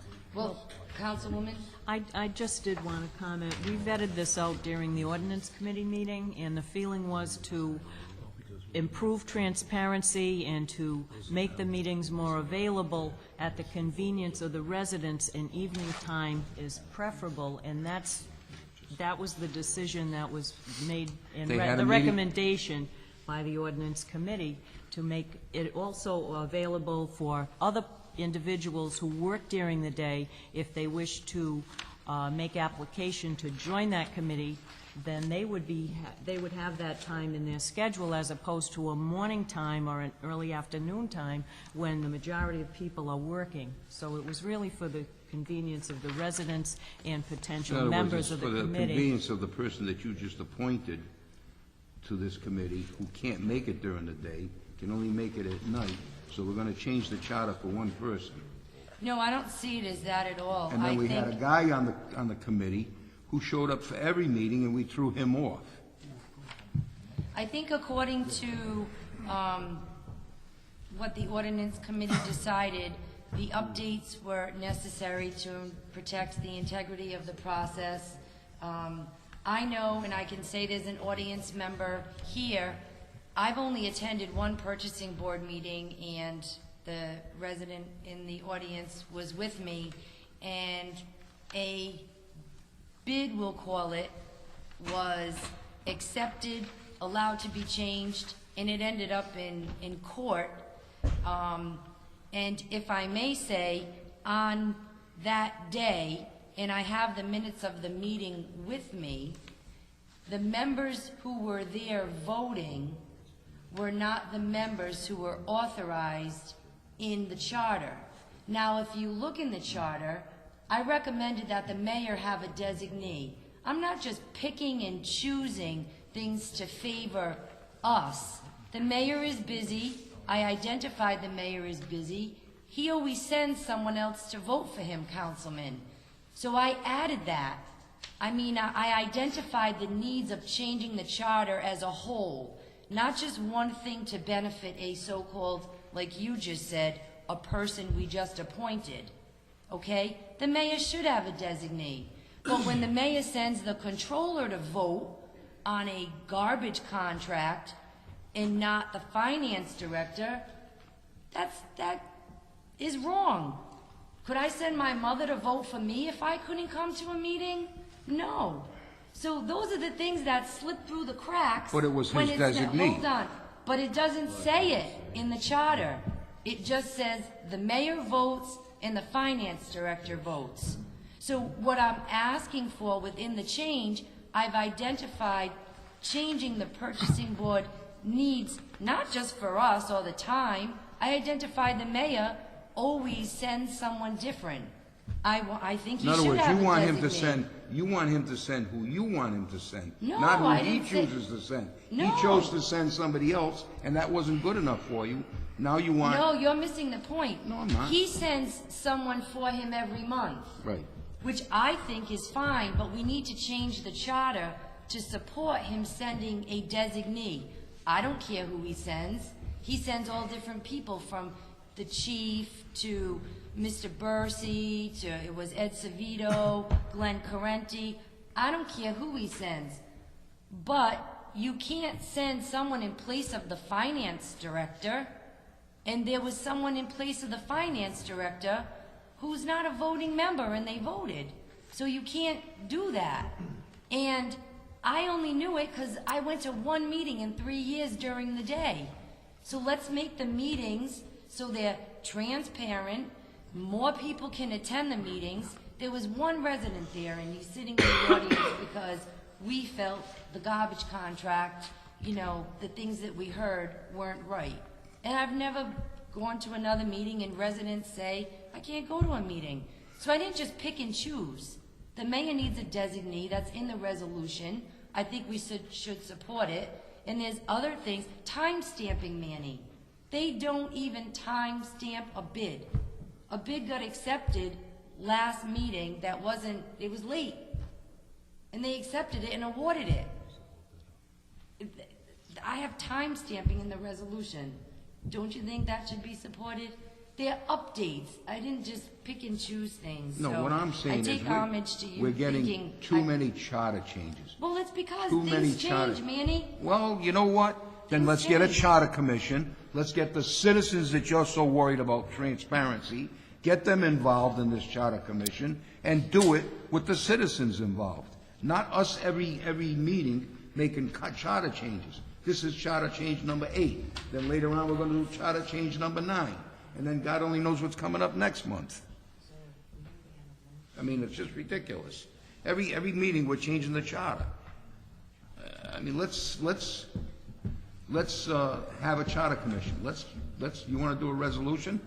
Form a charter commission.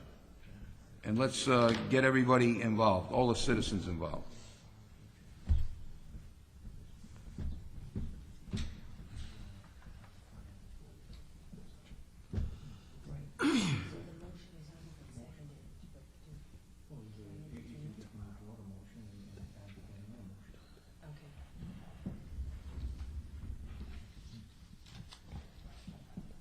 Who actually, I entertained the motion, who moved it? Alice. I wanted to make an amendment to it, so would you withdraw it? I will withdraw that motion. Okay. I'm going to entertain another motion along with this resolution.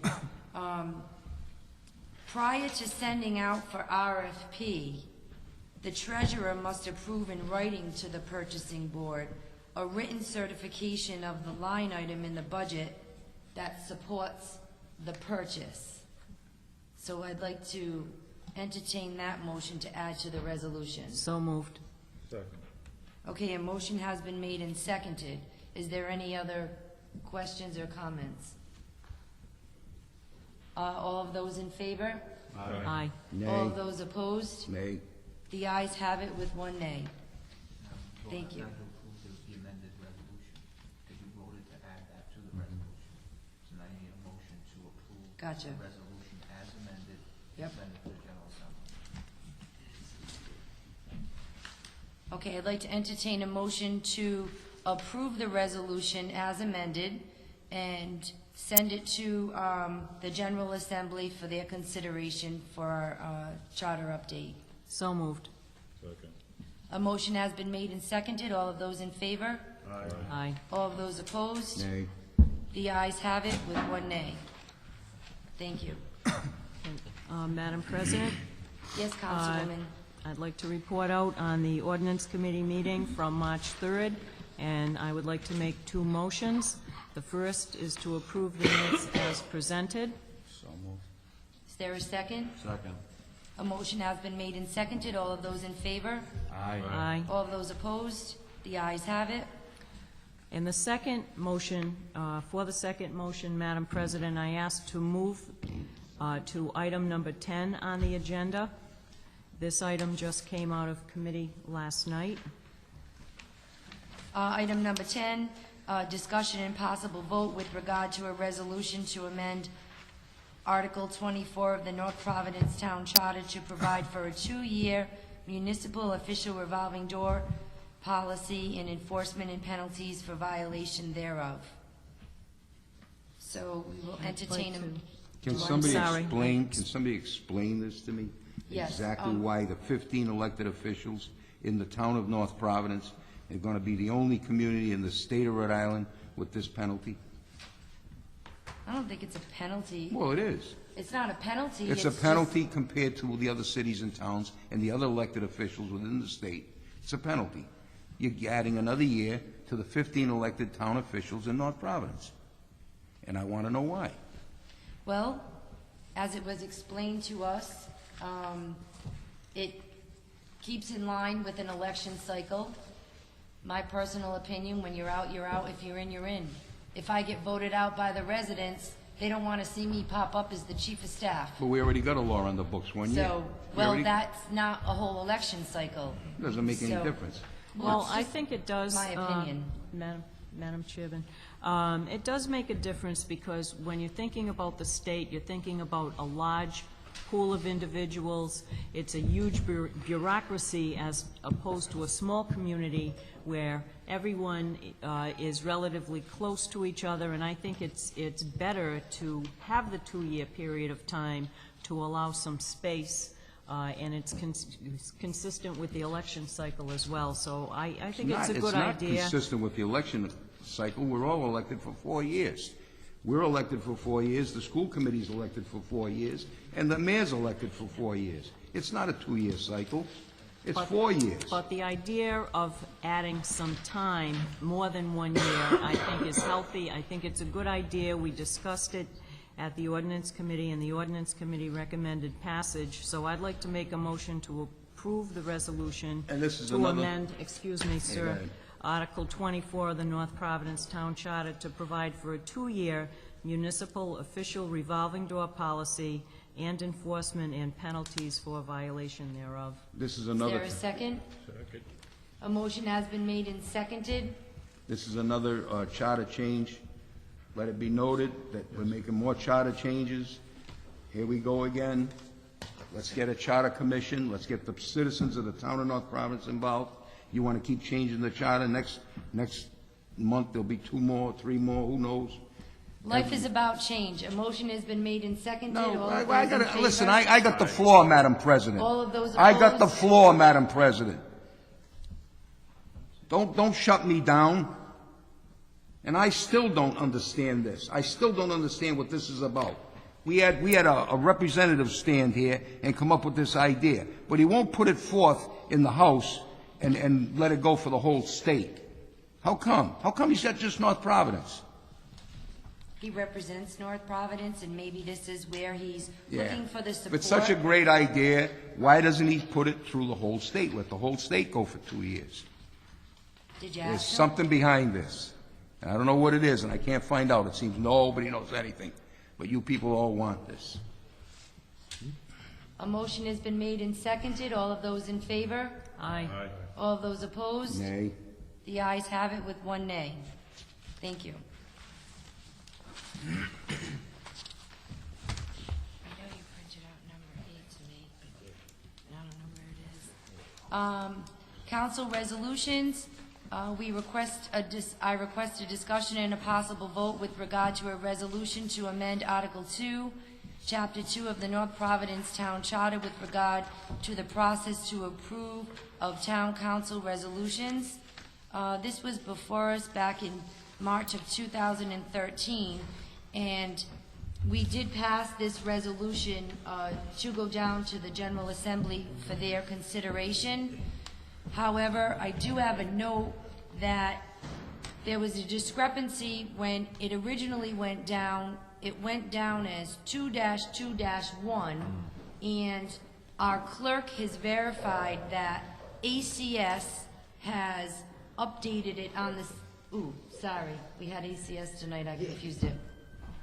Clerk Base had updated it on the system, so when they went to look for it, there was no section 2-2-1, which this fell under. And you'll notice on the resolution, it's 2-2-2 under procedures. And I did bring the charter with me, if anyone had a question, to show where it was written in within our charter, and it wasn't there when we originally had sent it down.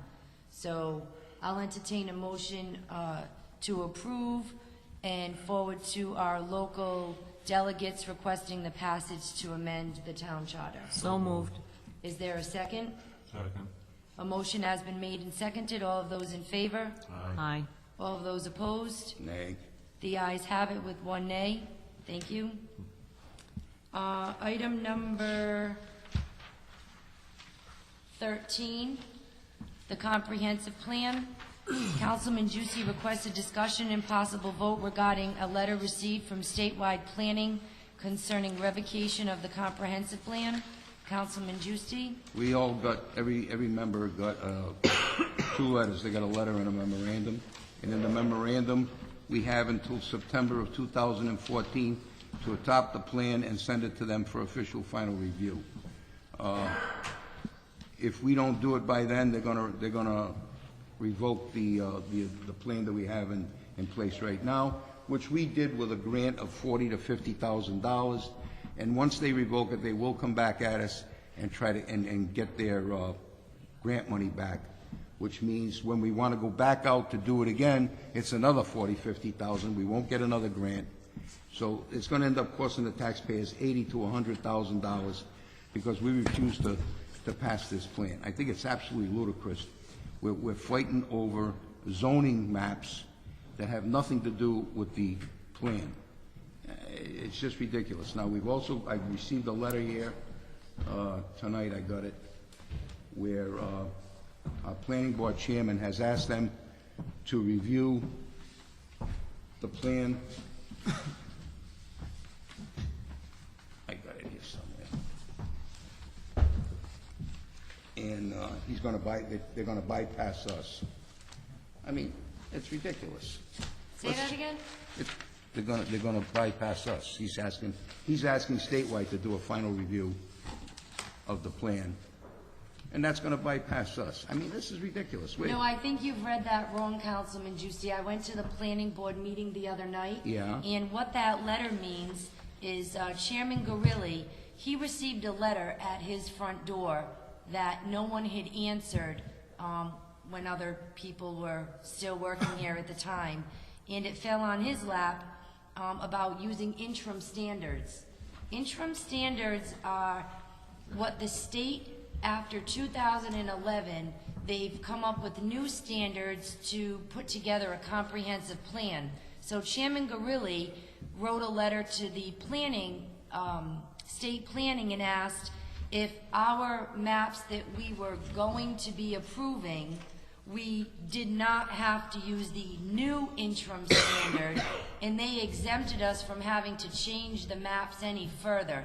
It had nothing to do with them bypassing the council, because if you read the letter, they did say it still has to go through the council and the proper procedure. So that letter was just about the interim standards, and we were exempt from having to do that now from the state. So we're all set. It says here, a full final draft of the revised comprehensive plan is submitted. This is one of the things they're asking for, is submitted to the Division of Planning for draft review prior to adoption of the plan by the municipal legislative body. It was. Right? Yeah. So they're asking them for a revised comprehensive approval. So what I'm saying is, why are we holding this thing up? I mean, this is ridiculous. We've got now until September 2014. What are you going to do when September comes around and you still don't have this thing passed? Well, I guess they better move on it, because they better move on it? You're the Yeah. one, you people are the ones holding it up with refusing to okay the plan. And we had Mr. Westcott here who said that statewide planning told him it was one of the better ones ever written that they've received in a long time, and we still are not passing this plan.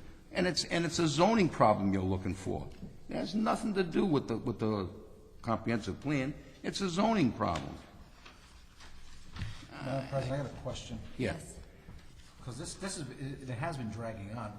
Just for clarification, so I'm crystal clear, what is the issue? The issue is that we voted back, I want to say in maybe August or September, to request additional overlay maps, because you can't see, and you know, if you go on the computer, it looks like a color by number chart. So because there's so many inconsistencies, there's 14, but they're not the only changes, we requested an overlay map. And Mr. Westcott said, well, we're only one of 3 communities that don't have GIS yet. It was a reasonable request. We didn't necessarily need it, but it's a reasonable request. So when people come to the clerk's office, if they're within those changes, they can readily see Plat 5, Lot 6. Otherwise, they can't see any of that in these inconsistencies. We voted to get those maps, and the administration doesn't want to pay for it. They're $6,000. We thought it added value to our maps. We're one of 3 communities that don't have this GIS. So the administration doesn't want to pay for the maps, so we're not holding it up. We made the vote, we asked to pay for it, and the mayor doesn't want to pay it.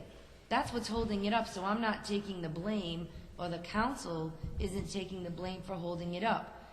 What they did say in planning the other night was, if they get the GIS system approved, it's possible that they can get those mapping requests for us out of that GIS system well before September 14th.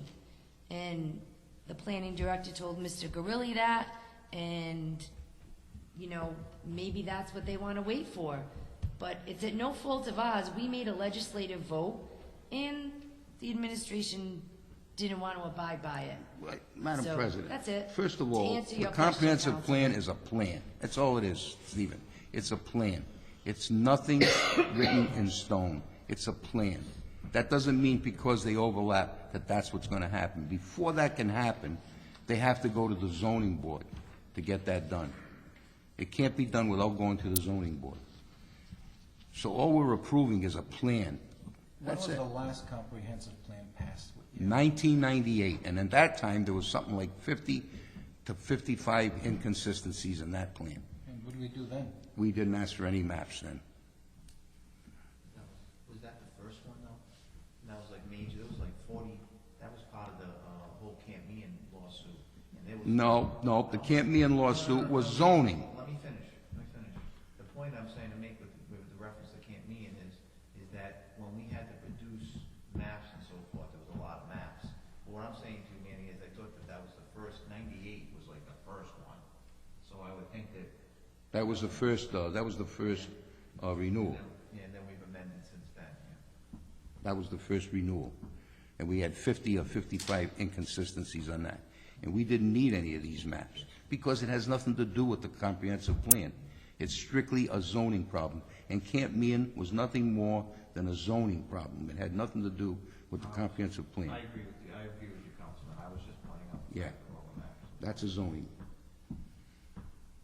It just seems like we're at a stalemate. The administration doesn't want to pay for anything. We don't want to pass it. Well, they don't want to pay, they don't want to pay for maps, they don't want to pay for maps that are not necessary.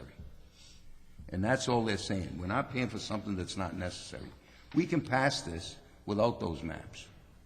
This can be passed without the maps. Well, we voted to ask for the maps. We wanted more transparency. I Oh, know you and changes this to- transparency. How much transparency do you want? I want it to be like looking through a glass and seeing everything Not through looking it. through a glass. Well, it It's a should be. plan. It's not etched in stone. This is a plan. It's a plan. That's all it is. They're saying this is what they'd like to see someday. That's all they're saying. Now, before that can take place, they have to go to the zoning board and get that approved. And before they can get it approved by the zoning board, they swing a 200-foot radius, and everybody has to be notified. So anybody that would affect would absolutely positively be notified. And it's just a waste. We're wasting time. And by not approving this comprehensive plan, we're losing grant money, we're losing points towards grant money, and it's just costing the taxpayers a lot of money. It's got to stop. We got to stop all this stuff. We got to do what's right for the people, and this is not right for the people. I disagree. I feel Well- it is. Is there any other questions, comments? Okay, item number 14 on the agenda, exemptions for age 65 and older for the prisoners of war. Councilman Warren requested discussion and possible vote regarding increasing the exemption for age 65 and over applied to real estate only, as well as a prisoner of war exemption. Councilman Warren? Council President, looking at a neighboring community that's more distressed than us as far as the taxes go, they have a greater exemption for the people 65 and older on the real estate property. And as far as the POWs go, right now, North Providence gives the same exemption to a POW that it does to a regular veteran. Not that both of them didn't sacrifice, but in my opinion, the POW sacrificed much more. So I would ask that this be a possible vote for it to be turned over to the Ordinance and Financial Committee so we can get a financial impact statement on what this would cost as far as the exemptions for the 65 and older and the POWs. Second that. A motion has been made and seconded. Any other questions, comments? Just one other thing, Councilwoman, the 65 and older would only be to the, excuse me, the real estate property. As far as the POW would be for real estate and personal property, as it is in another community. Do we, Councilman, do we know the cost of this? Excuse me? Do we know the cost? No, that's why I said we gotta get a financial impact study. Okay, so a motion has been made to refer to ordinance and finance, correct? Correct. Okay, motion made and seconded. All of those in favor? Aye. Aye. All of those opposed? The ayes have it. Thank you. Item number 15, Wendell Street, Councilman Audiello requested discussion and possible vote on the water issues on a town easement on Wendell Street. This item was put on the regular meeting April 2nd, 2013, and this is a follow-up. Councilman Audiello.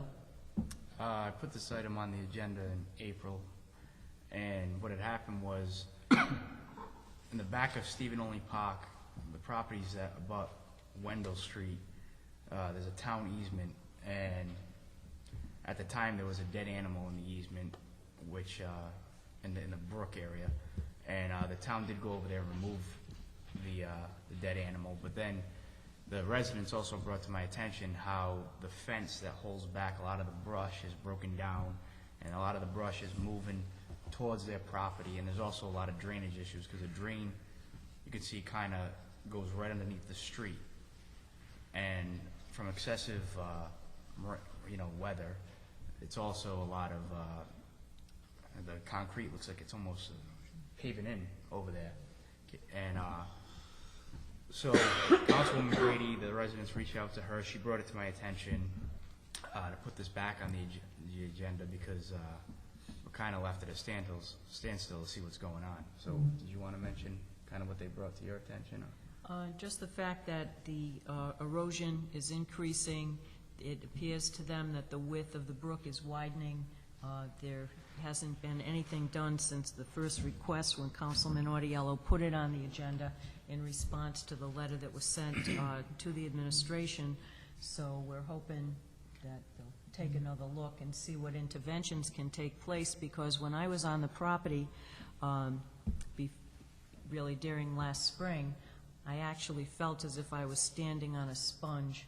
Their lawn was so porous and so wet at that point, and they said it's much worse at this point. They can visually see that, and an intervention, it needs to be looked at to see what can be done to help them so that they don't start losing their yard, their land mass, and moving closer to their home. Is that our town property? I believe the brook is. The brook is? Yeah.